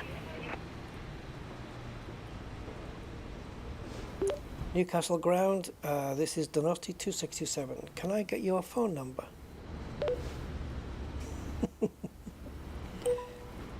Aircraft calling for taxi instruction. Say call sign. I wasn't calling for taxi instructions. Alright then, there you go. I've left me spoilers up and I think... Oh, I know. I need hydraulics, right? So if I bring in... If I just put my fuel pumps back on a second. Aircraft calling for taxi instruction. Say call sign. I'm going to get rid of air traffic control, otherwise it's going to be a pain. If we start the APU up, will it automatically drop the slats, or will I have to tell it? But surely it's hydraulic lines that open and close this, right?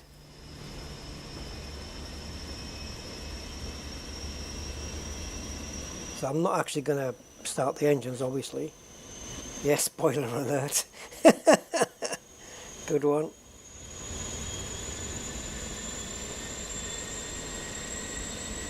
So once the APU is available, I'm just wondering whether we can close those spoilers down.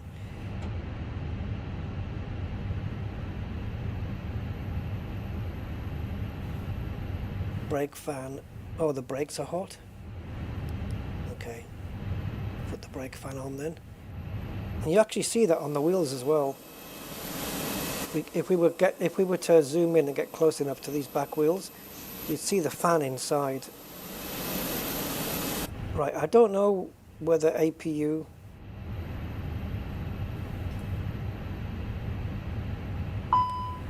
So let's arm the spoilers and disarm them.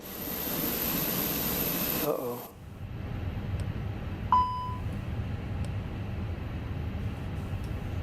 And cancel. No. They're not going down. You're not going to make me put one of the engines on, surely. Wait a minute, do I need...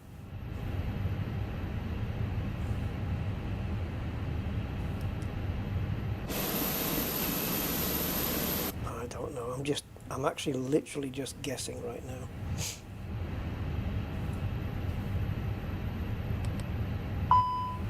Yeah, I know.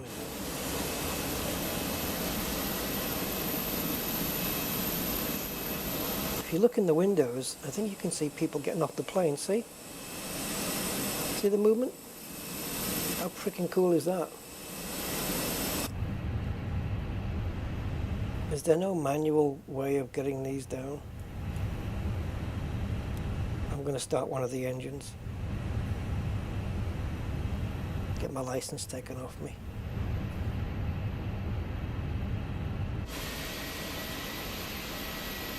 One engine should be enough hydraulic power to close those flaps. Come on. Really? You know, it should.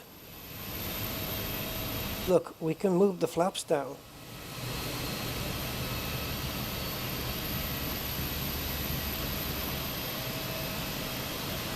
I wonder if it just,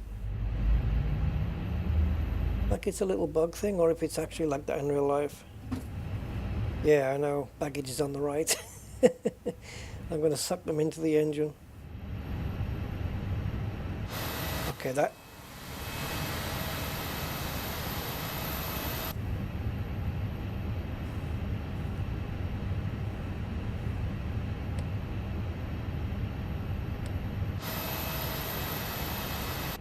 Okay, so it has gone full flaps now.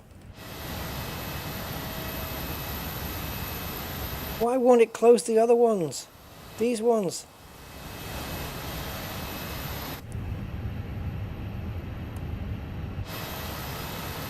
Right, arm and disarm. Yeah, it is working. Watch, if I bring the spoilers up, right, look. And then if I drop it, how do I get those down? And why are people allowed to fall out the back of the plane?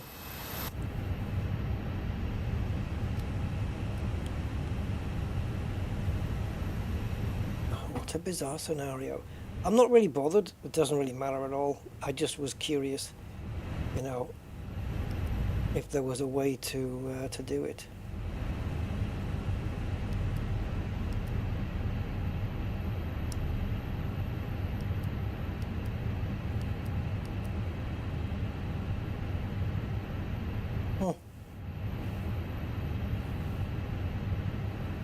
Yeah, I did. I brought everything up and then put them down again and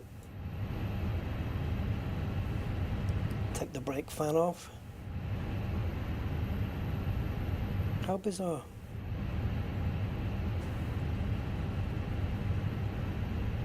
And it's not the thrusters. We're not on reverse thrust or anything.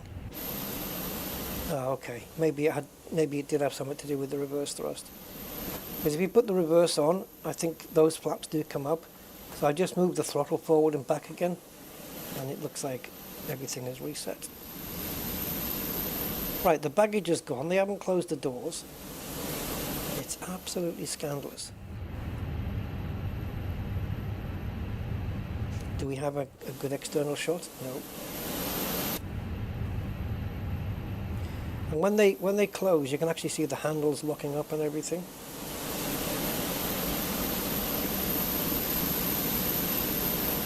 Oh, it's sweet, man. Is everybody off? Normally you get a dialogue at the top of the screen to tell you how many passengers are off. Oh, are you staying, are you? You're going back to Stanstead Airport now? We're going to do a return flight? Why are there still people on?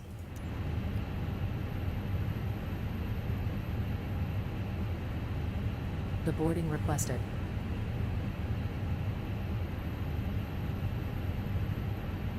Ah, screw 'em. Engine's off. No, I turned it off. There we go. Yeah, there's no engines on now. But this one's just powering down. Oh, it should be off. Yeah, it is. Because the fuel pumps are off and everything. This won't go to XXX until this has gone off. Oh, I'm not going to open this.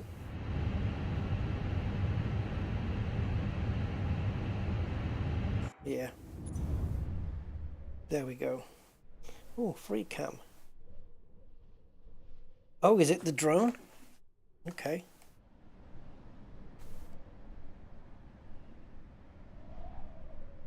Yeah, you're not allowing me to speed up.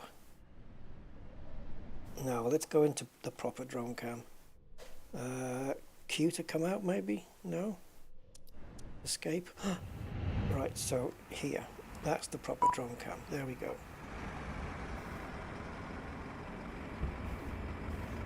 And maybe the only way to stop. Passengers deboarding starting. Yeah, forget it.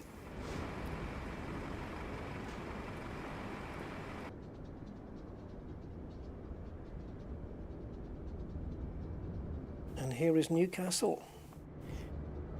There is some nice bridges here and everything, but I can't quite remember where it is. But you know, the Tyne, isn't the Tyne Bridge here in Newcastle?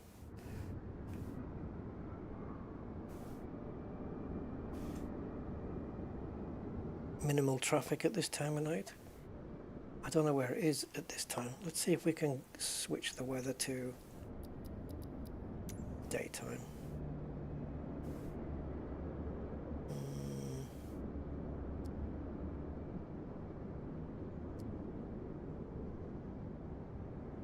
Oh, you're not gonna, okay, custom.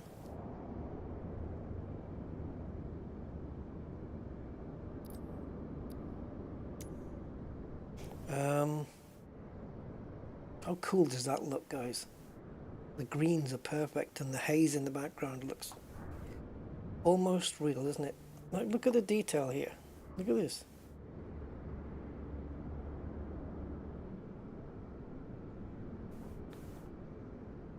So where are we? Somewhere. Yeah, that taxi ribbon's got to go. Now, the centre of Newcastle, I don't know which the hell way it is. Maybe we can go up.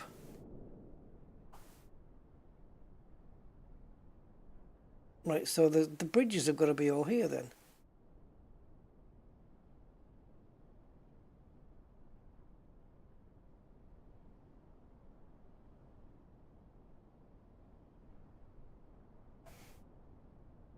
I don't quite know where the Tyne Bridge is.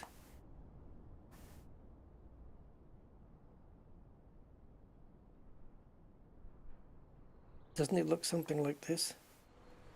Can't be that, it's got to be a bigger version of that. It's impressive, isn't it, Flight Sim? The graphics and everything from here. Look at that detail, that's crazy. And I'm looking at this with 43 frames per second. And that's on a 3080 Ti.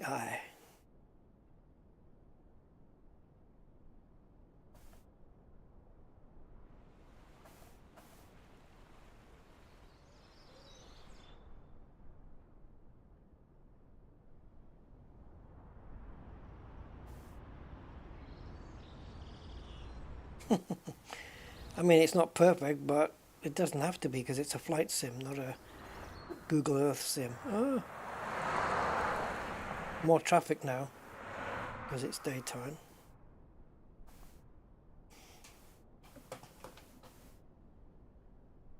Yeah, go for the premium deluxe version as well. It is more expensive, but you get more content with it.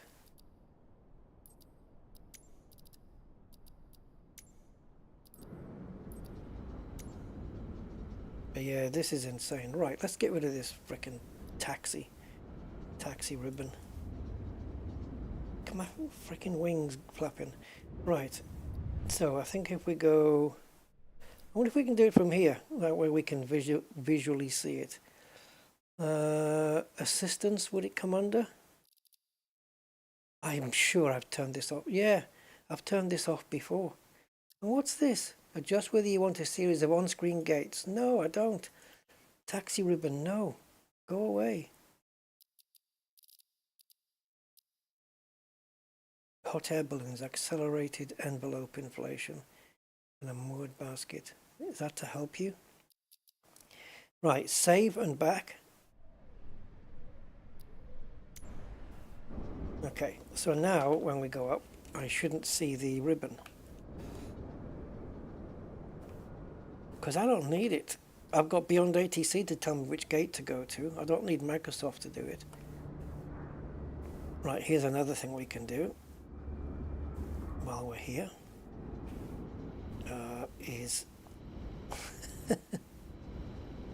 Yeah, let's close the doors first.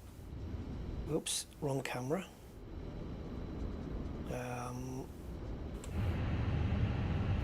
Let's get everything closed off so that the plane is happy. And then from here,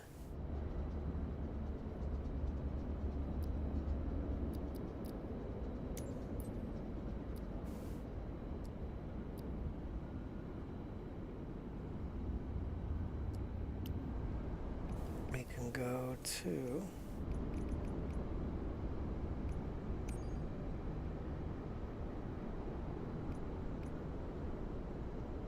this is rain.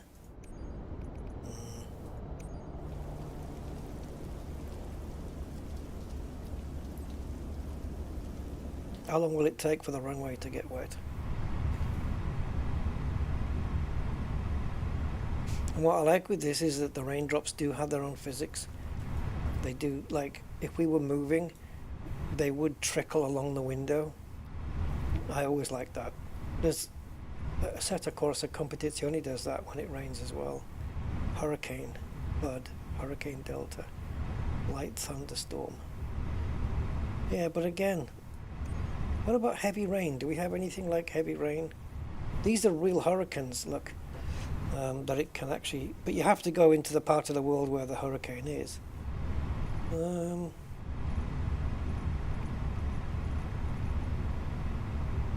What about heavy rain or storm or something? Yeah, I can hear the thunder now. We've got rain. Maybe we can set it up here.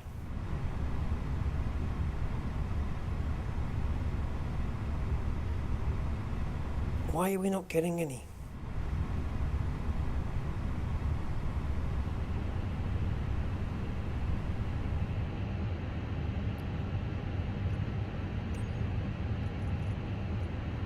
I'm not seeing any rain on the windscreen at all. See, Hurricane Michael. So you've got to look up on the Google webs where was Hurricane Michael.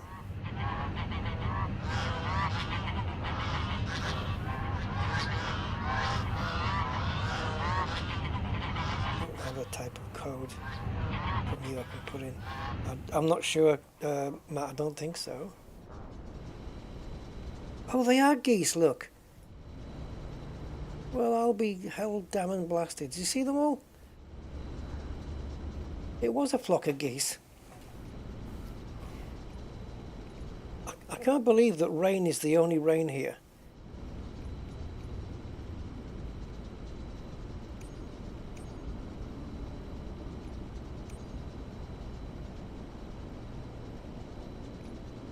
Do we need to bring the clouds down?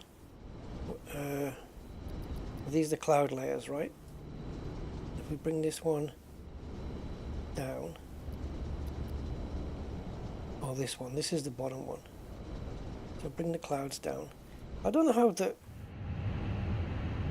There's no raindrops, man. So just even moving the clouds around.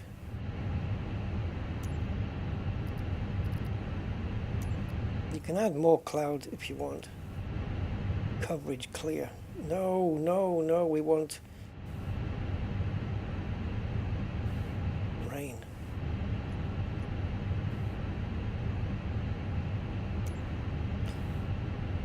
So this is all the settings for each cloud thing. Light thunderstorm. Got live weather. which I normally have on anyway. That's the one I normally keep it on, because I just prefer that. I'm surprised that these are the only presets. I mean, all these ones, the Cyclones and the Hurricanes, this is an add-on that I have. And this one, 42 SimFX, these are all add-ons. But precipitation is rain.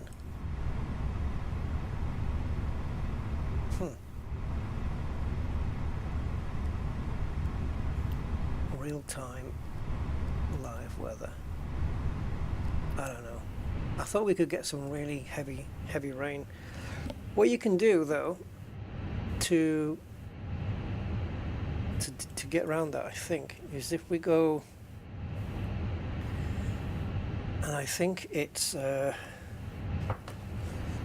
see if this works. I think it's flight radar.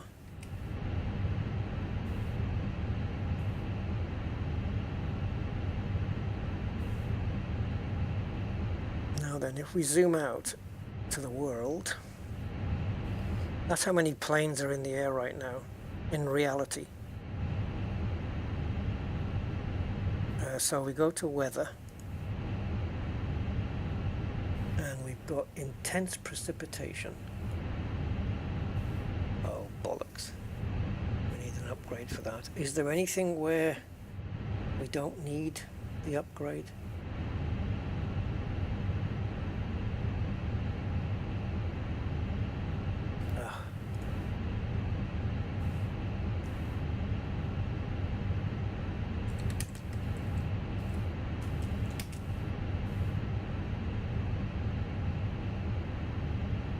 This'll do. This'll do. World weather. Okay, precipitation. Oh, bollocks. So I guess the only places that have got the rain, so the higher, the more the color. The only color we've got at the moment is here and in South America. But I don't see any red. Are you telling me that nowhere in the world right now is raining heavily?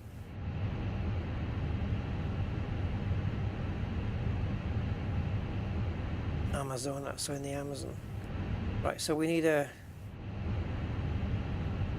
Vilhena. There's rain, apparently. Okay. Is there an airport there?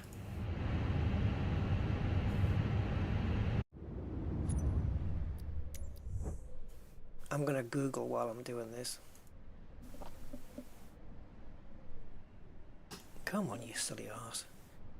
Honestly, my mouse is getting ridiculous. I have to click everything more than once. So, Vilhena.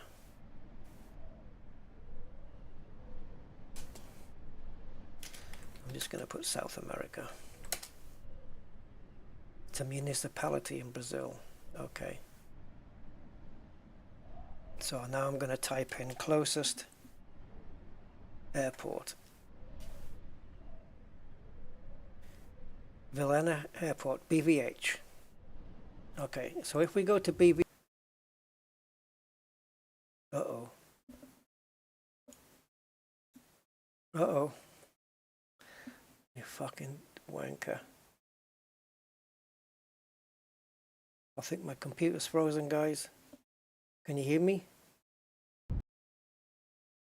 Ah, are we back? Okay, I thought my computer had frozen, but actually Microsoft Flight Sim just decided it was going to crash. I don't know what the reason why that happened. Whether I clicked off the screen, it doesn't like it, or... Because this is the second time now where you finish a flight and go to main menu and it crashes the sim. This is twice now it's happened. I am launching the sim again, in case you were wondering. I'm not going to let that crash stop me from doing what I was going to do.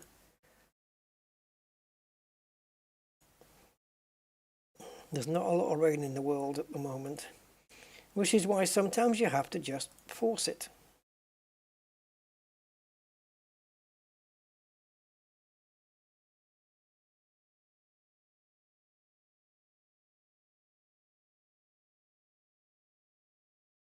You don't need $500 million to buy a plane, do you? Oh, in one go. Wouldn't it just be easier to grab a ticket? You could do it on a few $100. Australia? Yeah, you'd need an A380 for that. Go live in the outback. Menden, what do they call them? Utes, utility vehicles.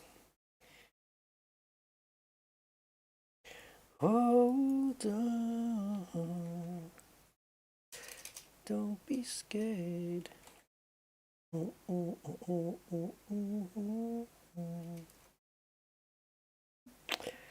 Oh, frickin' browser.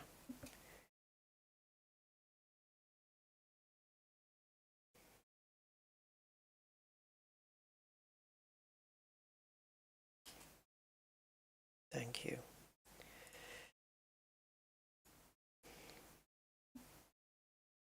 Normally you get music while this is loading up, but if you're not clicked onto the screen at the time, then there's no music.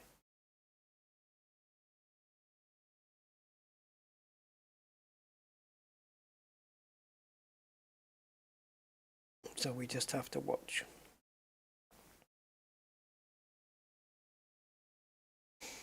Yeah, I'm not too great at flying. But having said that, it's not the actual flying that I'm afraid of. It's just the thought of being up there in a metal tube that was built from parts from all of the lowest bidders on the contracts. You know, because they source out who's going to do the seats, who's going to do the fuselage, who's going to make these bolts and rivets and nuts. And whoever's got the best price gets it. So it's made by, it's a vehicle made by parts from the lowest bidders. But if you were to show me the future and show me that my flight I was about to get on was going to be smooth and safe and land safely, I'd get on that plane and I would not have any fear at all. I would enjoy the flight. Because I do like it. I love takeoff. Takeoff's amazing. Takeoff is fucking brilliant. It's just trundling along the runway for a few meters and then just wham, full power. And my God, it's brilliant. And then it just lifts off. That's the most dangerous part of the flight, is liftoff. Because it's the only time the engines are pushed to the maximum. Because once you get up in the air, the engines are backed off. They're not flying, the engines are not getting pushed when you're at cruise. But, and certainly on descent, the engines are barely getting used at all. You know, they're throttled back so much. And then the final approach, well, if the pilot wants to, he can just have the plane land on its own.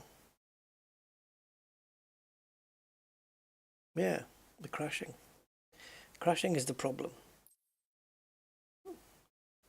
Coming to a direct stop on the side of a mountain would be a little bit of an issue.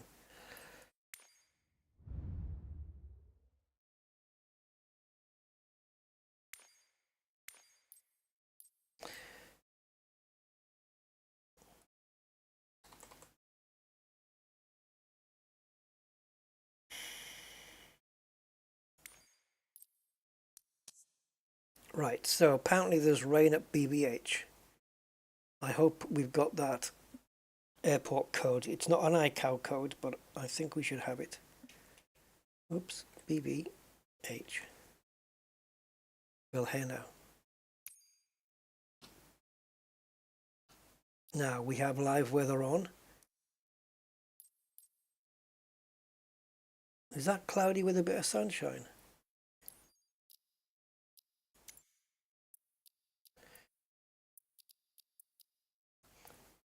So this isn't really an airport, which is why I chose a small plane.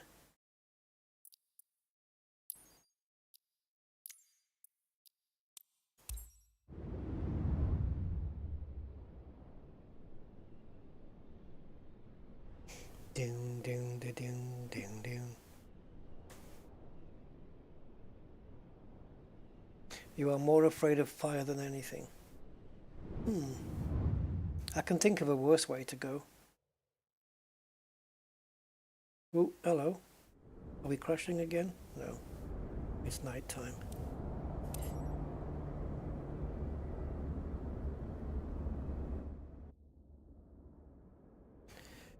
Let's not make it night time. It doesn't look like it's raining either. So we want to keep live weather, but just change the time.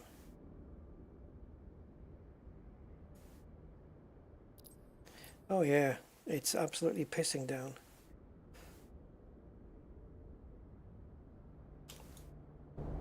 I don't know.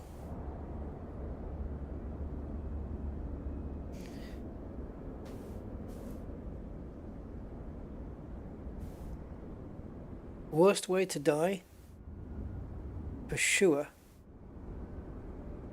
has to be buried alive. You wake up, you're in a box, you're under the ground,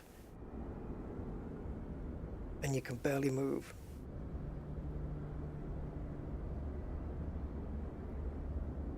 That's the worst.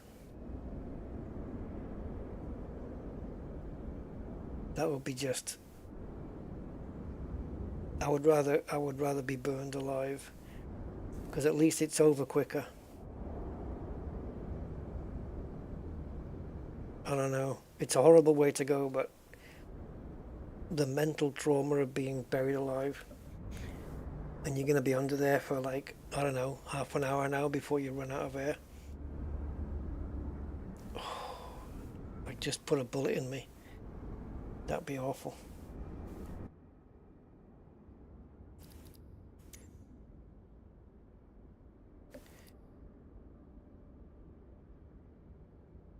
Really? Wow. That's unnerving. That they do that and you come out of it.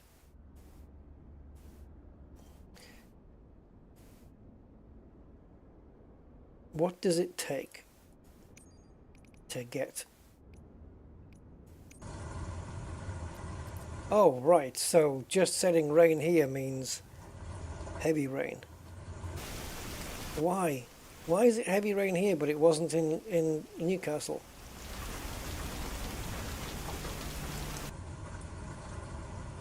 Okay. Right. How do you work this thing? Anything up here? No. Anything to the side? No. Okay, let's get rid of this.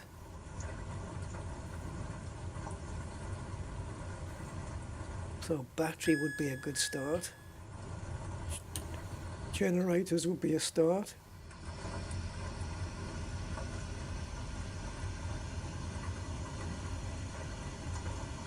Starters, I guess, would be next.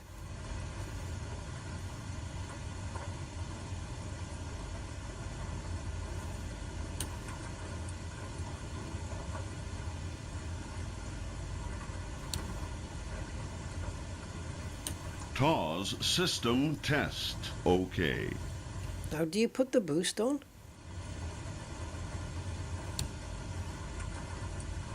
Right, these are all, this is the annunciator, right? Overspeed. Overspeed. Overspeed. Okay, cool, cool.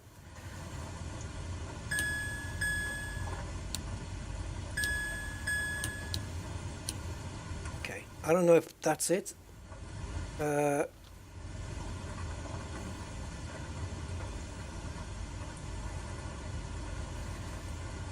This is the brakes then, and then we've got the control lock, which is not locked, right?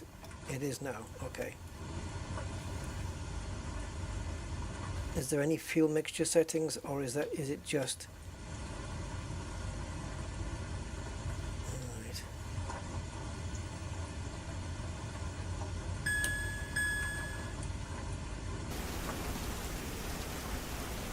It's a turboprop, right?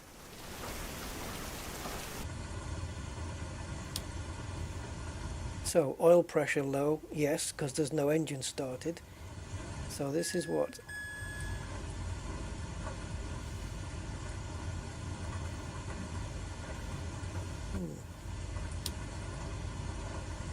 What am I missing?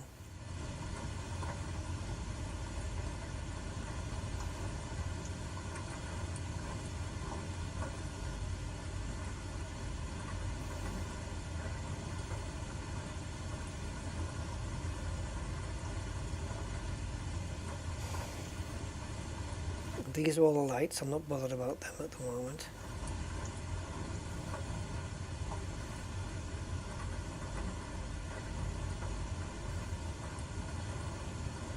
Okay, that's pretty bright. I'm sure we can turn that down, but Jesus Christ, that's bright for me. There is a brightness key, but I can't remember where.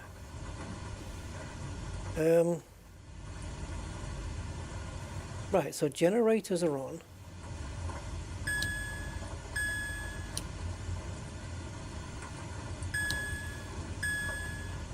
Yeah, it's a two-way. Why have you, if it's two-way, why have you got norm off and reset?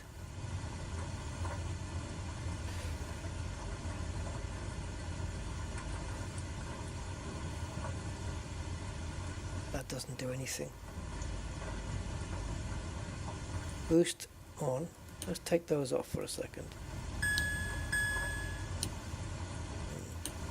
Maybe I should look at the checklist.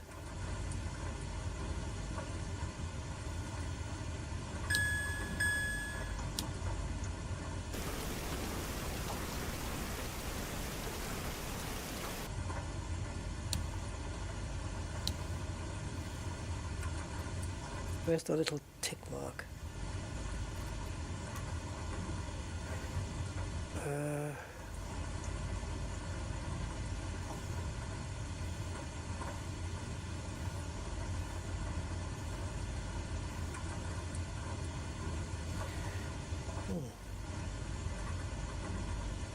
Is there a checklist?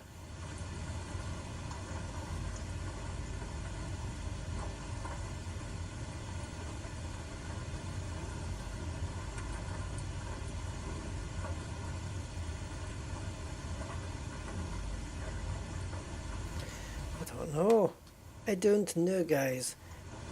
There's obviously a setting that I'm missing. And I don't know where it is.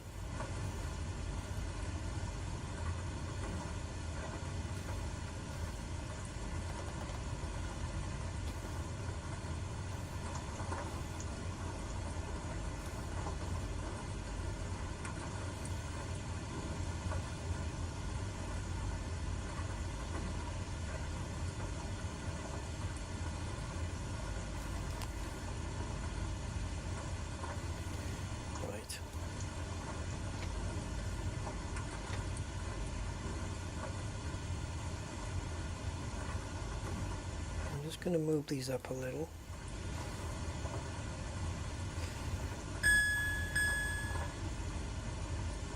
So that's idle down there in reverse.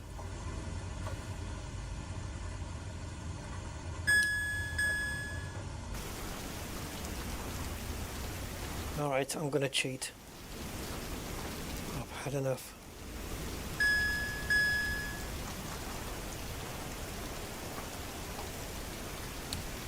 No, you're not going to let me cheat.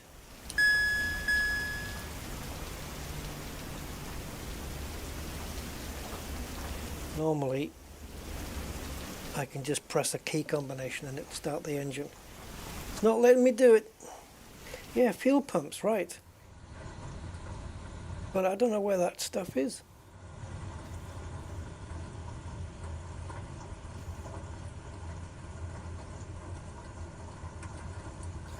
See, there's fuel transfer, but it's not that. It can't be that. That's transferring from left to right or whatever. And sometimes you can get fuel pumpage down in the center.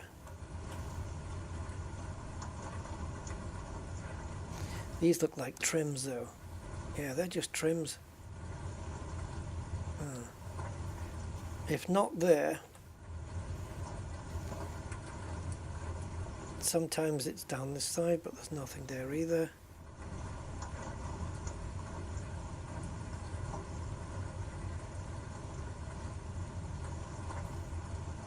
have control here? I do. Okay.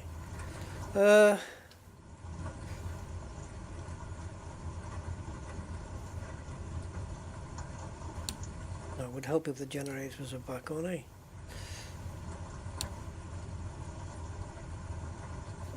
The battery's gone off. That's because I did that key press. So wait a minute, is it Alt E? Right, switch everything off. And you, go on. Nada.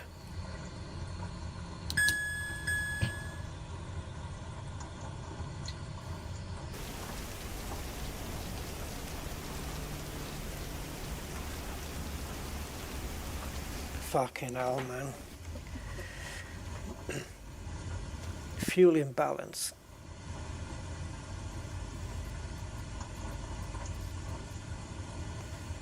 I don't know which button it is, but there used to be a thing where you could do weights and balances.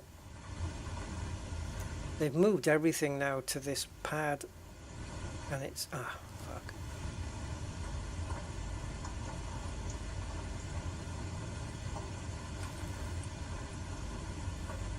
Oh, you want me to get out and do this? Dude, it's pissing down.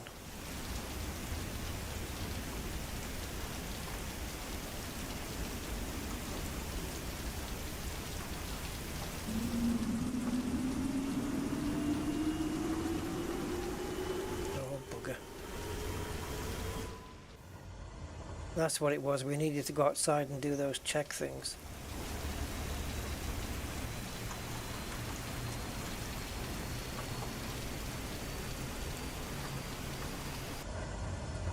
Silly bastard.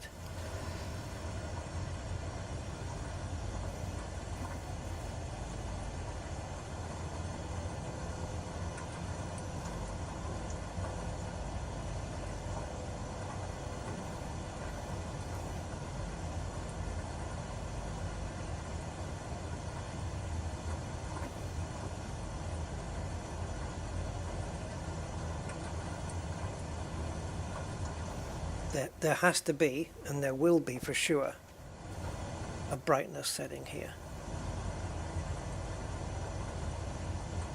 But it's not on any of the external buttons. So it must be, I don't know if it's programmed on one of these or not. Frickin' Navigraph. Let me get my phone. See if it'll capture that QR code. Nope. It's too bright.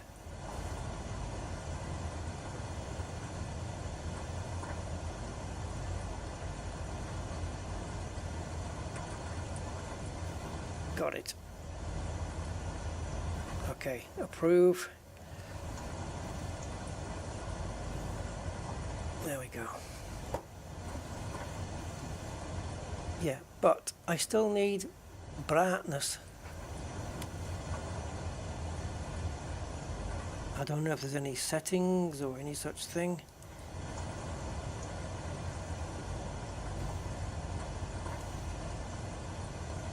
I don't know.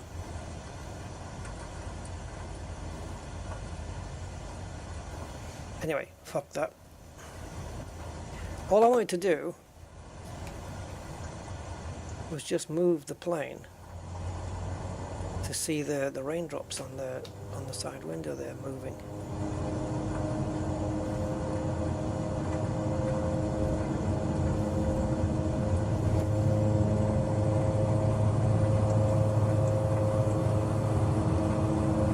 I don't know where my wipers button is either. Stall. Stall. Stall.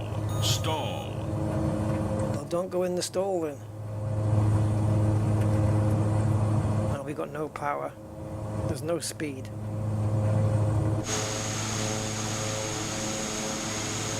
Oh, guys. Stall. There, you see the rain there by the engine? just going along that way. I've got no speed whatsoever. No, I don't. I've never used HOTAS in my life. I mean, I kind of am. I'm using throttle and thing, but it's not a it's not like a full-blooded HOTAS.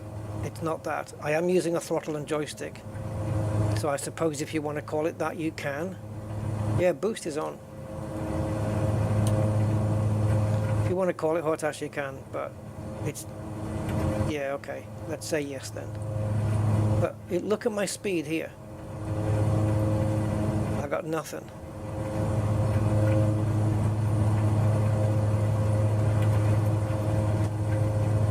Maybe I needed to take some more stuff off on the outside.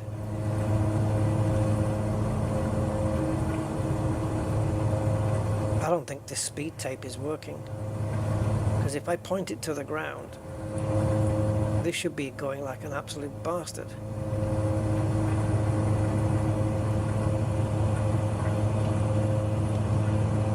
But it isn't.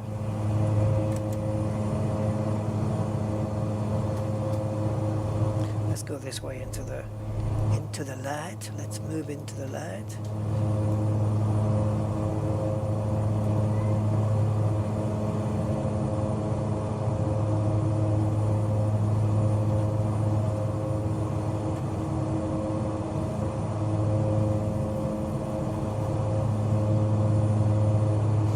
Definitely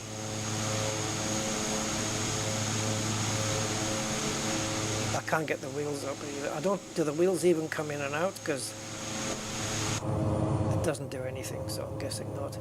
And we have a rainbow because, well, because we have a rainbow.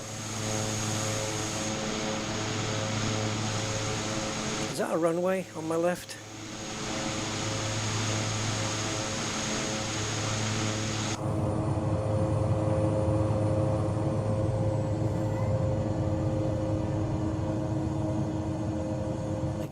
It can be used as one.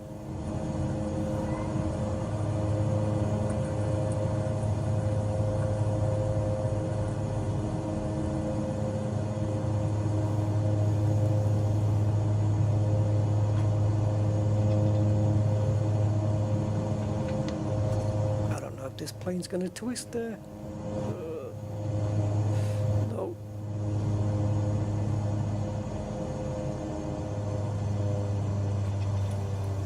500, 400, 300. The numbers it's reading out is my odds of survival. 100.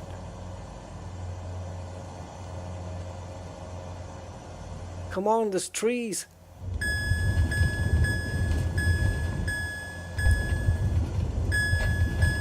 Landing gear malfunction. Yeah, just give me brakes though. I've landed in a cornfield, I think.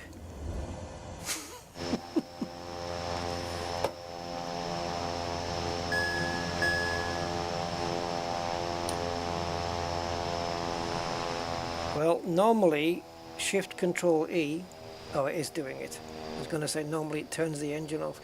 See how the level of distance detail here is quite vast? Because this whole piece of ground will be like this with these grasses here, but it suddenly cuts off here. And if we move forward, let's say, oh, how do I get from first person to third and stuff? I don't want to be third person. So as we move forward, you should see those grasses filling up as we go. See?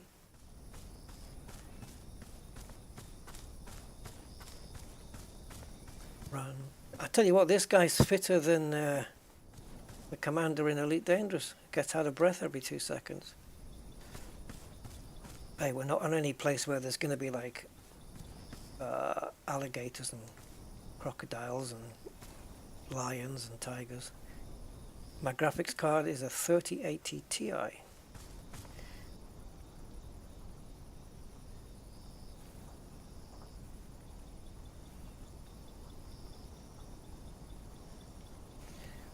Something wrong with the engine?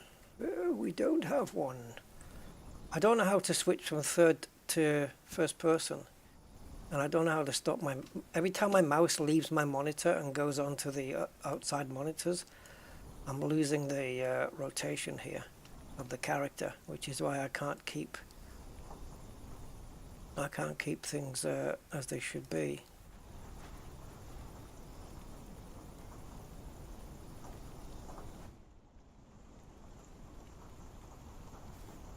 Ah, wait, external. Ah, is that the same camera then for... Well, there you go.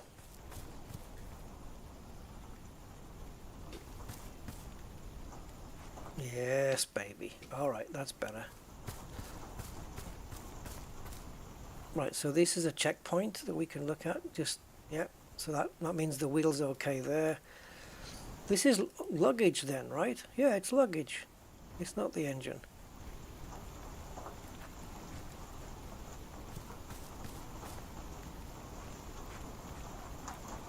Is it raining? I'm not seeing any raindrops hitting the plane. We can test the flappage. Oh, we can. Yeah, it's fine. On some planes, you can actually. I think on one of the planes, I'm sure you can grab hold of that flap and move it. It is raining, but I'm not visually seeing anything. Looks like a planet rings, doesn't it?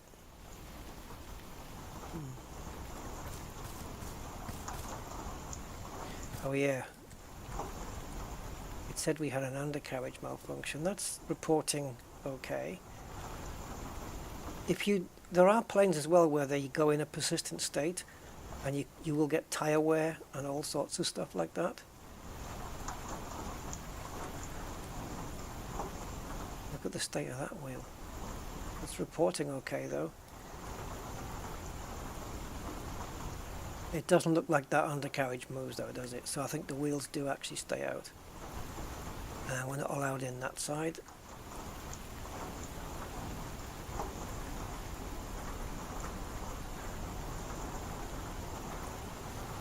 Can you open the door for me, please, por favor? The frames per second while you're in this this mode is pretty crap, to be honest.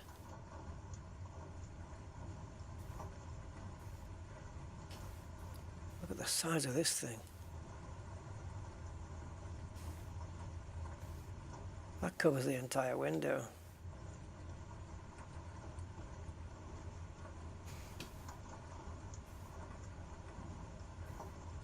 Oh, what do you want me to do now? Push?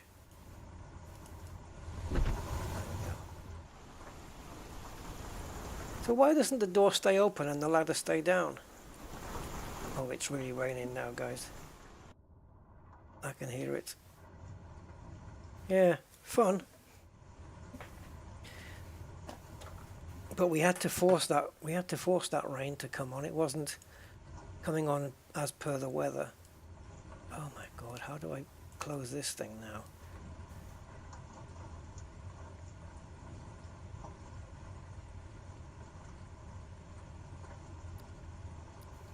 Oh come on! Surely just nope. So you can't drag it up and down. You have to go from left to right. So if I go there. There. But then I run out of monitor, so I have to leave go of the mouse, come back, click again, but then it resets it.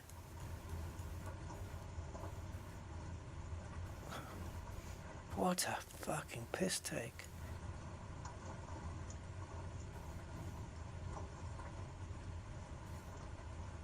There, I'm gonna have to be happy with that. No, I got it. Right, that'll do. I don't know if it's all the way up, but that's as good as I'm gonna get. Anyway, there you go. You're going for a 3090. Cool, man. I've got water cooling on my CPU. But yeah, but not the GPU. Which is okay. It'd be nice now that the 50s are out, the Nvidia 50s. It'd be nice to get hold of a cheaper 4070 Ti would be a nice jump up for me. That's got I think if I'm not mistaken, there's quite a good performance increase from a 3080 Ti to a 4070 Ti. 4090 would be better, but I think it's still like twice the price. You know, so yeah, that's out. That's well out. But yeah, 4070, I know they used to be, oh, they're around 800 or something, right? So I don't know, £800 or something. But it may be that they've come down a little bit now. Let me have a look.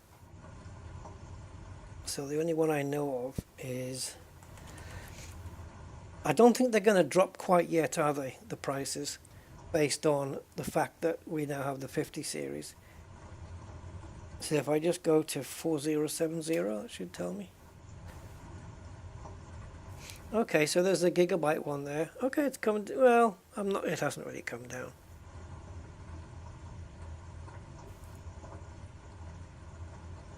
So I've currently got, I think, 12 gigs on my card right now. Ada Lovelace. What's the AI bit though? Is that for, because it's good for doing AI tasks and now they're just using that as a marketing thing? Yeah, so I think this is a really good performance increase over the one I have. And if we go 4090, oh, do you not have any? Or did you not just allow me to finish typing that in? Yeah, there's a refurbished one. Not even brand new. Refurbished. End of life. Not doing it anymore. 24 gig of memory. Oh, beautiful. And it was, as I was typing it in, it was listed there as 1,700. Oh, I tell you what though. The other place to go here is overclockers.co.uk. I've bought a lot of stuff from them in the past. Last thing I bought from them was my the clamp to hold my wheelbase down onto my desk. The sim racing stuff, brilliant. It was a Moser, the Moser. I think it was from these guys. The Moser desk clamp. This thing. This is what I've currently got on my wheel. I know it's not, my wheel isn't Moser, but those 4 screws are in exactly the same place as for my Fanatec. And these are screw threaded. Yeah, they needed to have some roughness on here. It's 45 quid, so when mine screws up, I just get another one. You see, if you look at the Moser base, it's kind of similar-ish looking to mine, but the screw pattern's in exactly the same place. And the Fanatec desk mount, table clamp, is shite. Absolute shite. No good. It's made of plastic, it doesn't stay on the desk, it's rubbish. This one is all metal, and it grips to my desk pretty well, unless I'm braking really hard. Yeah, it's very, very good. Right, what are we looking for here? 4090.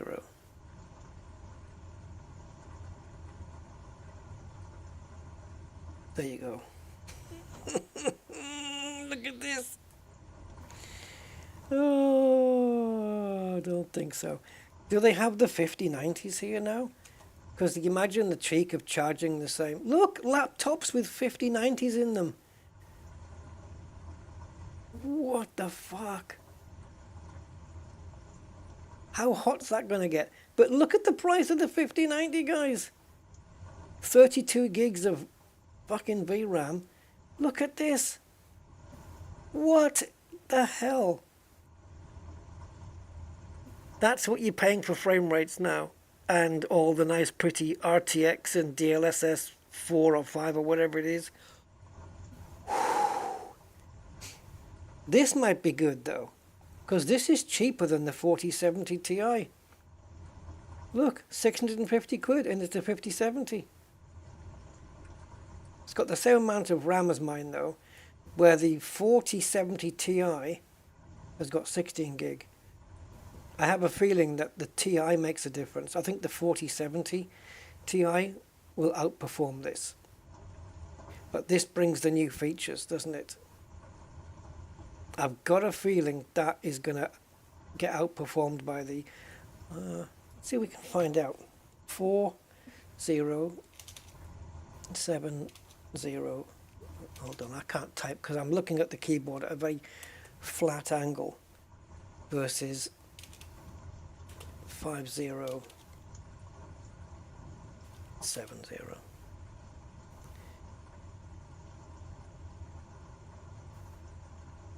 Who's going to win? Yeah, 4070 beats it by a country frickin' mile. Look, they reckon the RTX 5070 is 400. Yeah, not on overclock as it isn't. Yeah, this one smashes it, man. Oh, there's a 5070 Ti though.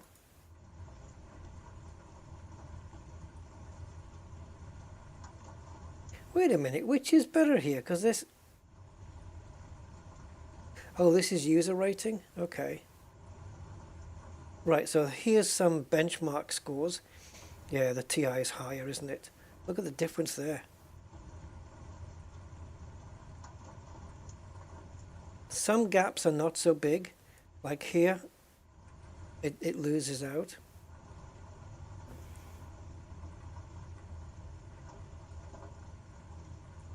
Tech power up here.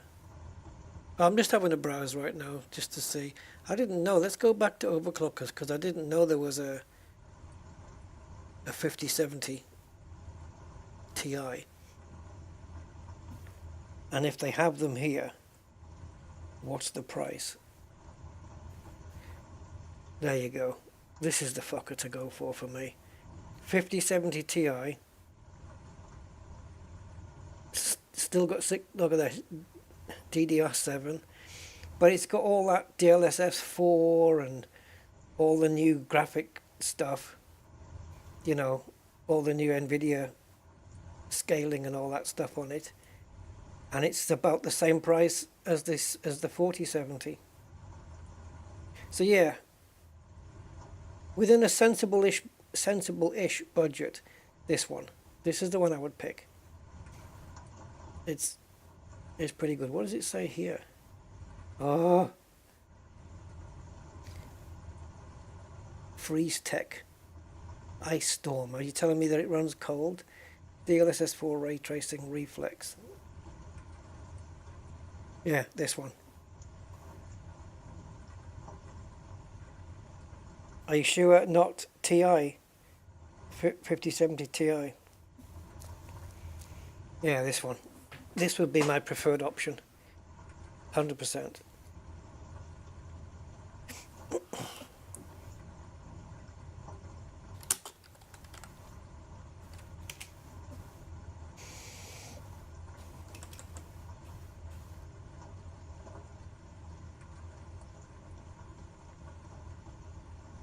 This one. Either MSI or Gigabyte. Doesn't matter. And that's how it gets placed. So my card, well, there's a 3080. Where's the 3080 Ti? Is it not even in the list? There's a 3090. So I'm going to come around here somewhere. Why isn't my card there? Cheek. There's a 3090. Is this performance based, this graph? Because the 5070 is blowing the 3090 Ti out the water here. And it's cheaper. And there's an overclock version which is more expensive. Which runs a little bit quicker.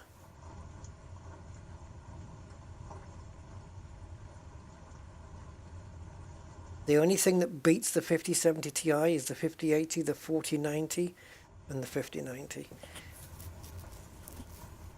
The 5090 looks like it's running at less megahertz as well, and boost clock.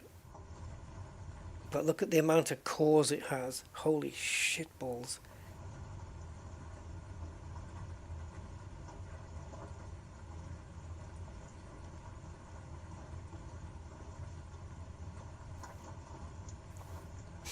Neural rendering. Wow. Hold on.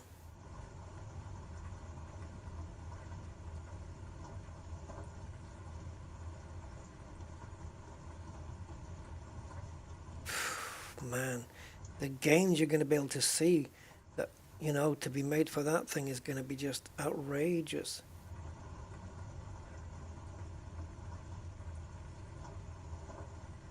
Yeah, 5070 Ti is where it's at for me. What a freaking card that is.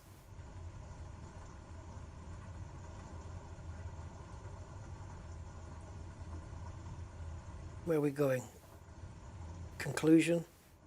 I can't find any comparison one.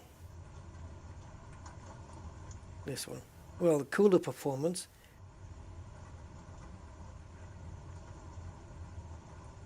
And power consumption. I wonder what kind of power supply you would need for it.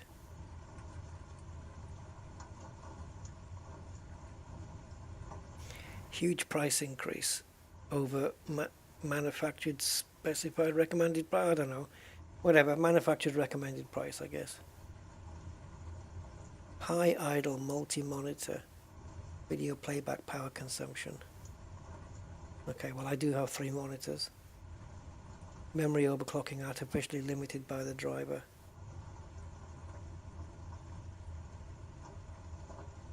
Extremely quiet, very low temperatures. Matches Radeon 7900 XTX in raster, much faster in RT. 30% increase over the 4070. That's pretty significant. I don't know if it'll get me better frame rates in Microsoft Flight Sim, but it'll certainly allow me to keep decent frame rates while running everything at ultra. Because I went from a 2080 Super to a 3080 Ti, and the frame rate difference in Flight Sim was nothing. It was about the same. Because apparently it's structured around the CPU and everything. I don't know. It might be different in the 2024 version. Yeah, my power supply right now is 850.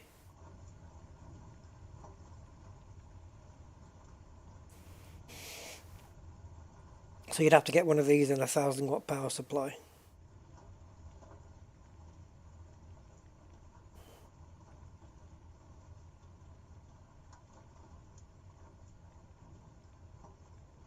If your 5070 Ti freezes up, even the mouse cursor won't move. Try Furmark. With Furmark, try turning off G-Sync to fix it. That's very specific. This is the overclock version now, the more expensive one, right? Where there's a is expected to sell, so it's not out yet. So there's a normal Ti, and then there's this trio overclock version, which is even faster. So whatever the figures are and benchmarks on this, you've got to knock it down a little bit.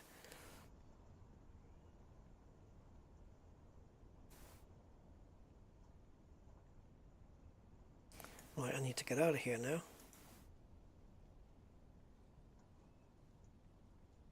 Yeah, because this isn't the overclock version.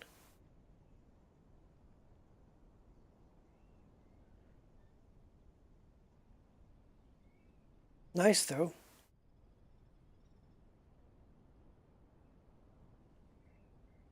Available to UK and Ireland only due to high demand.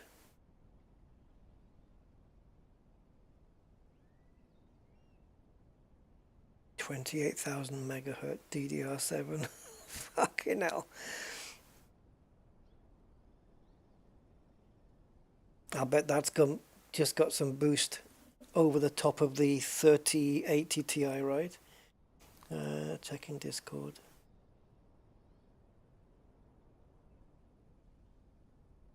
Oh, okay. I'll check it out, Matt. Yeah, I'll give that a check out. Have a look.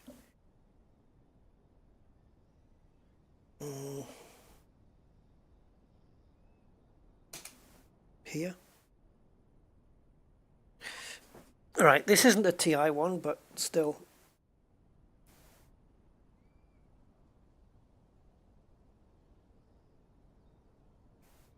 And this will be great for when I do like video work as well. And my video editor, it uses GPU rendering to export the video. It'll be done so much faster. So all those tasks will be speeded up as well.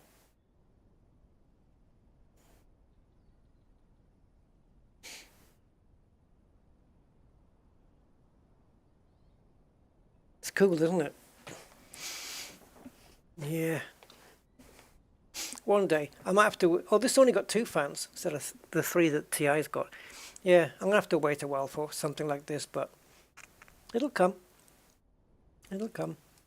Slowly but surely, we'll get there. Because remember, there was a time I didn't even think I would get a 3080 ever. And here I am. Jeffrey, how you doing? How's things with you? Look at the section called Relative Performance. Oh yeah. So this is versus like this one. I click on mine. I don't know. This is what I currently have. And then if I put it up against the 5070, so is that the difference? It's like 3% difference. Is that all it's telling me there? Or is it telling me that it's double plus 3%? Because that'd be 203 then, surely.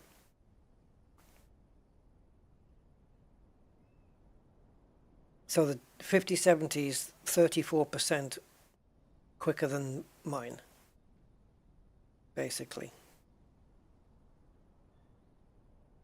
This one. So it's 34% difference, that's it. That's pretty significant though. But because it's got new tech as well though, it's going to have, I don't know, there's going to be better in, like if you're doing all of these, if you go into games that have got all the latest features, you know, like all the ray tracing and the DLSS 4 and stuff. I can't do DLSS 4 on mine. So yeah, 75%. That's different. It's a different number now. It'd be nice though to get that new tech.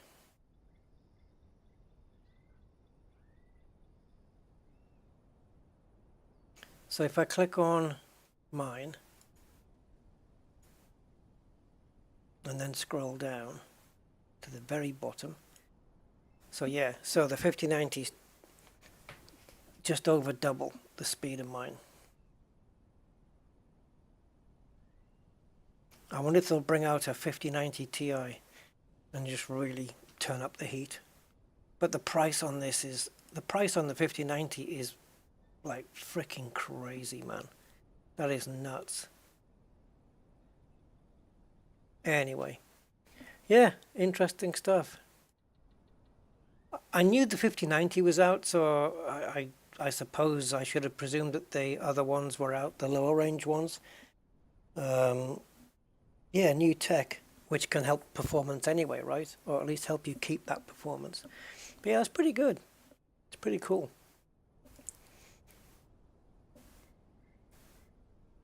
Yeah, and GDDR7, where mine has got, I think, 5, DDR5 on mine. No, it's 6 actually, according to this. Yeah, DDR6. Didn't even know that. Alright, guys. Well, there you go. We've had a flight and a bit of fun. And there's no farmer come up to say, what are you doing in my field with that plane? So I'm going to bid you guys farewell. I need to update my end credits, so I'm going to do that when I get a chance tomorrow. Yeah, 5 o'clock in the morning. I don't know. I didn't sleep until late, so my sleeping patterns are just gone. So I'm going to go, and I'll catch you on the next one. Until then guys, thank you so much, hope you enjoyed it, and I'll see you then. Okay, bye for now.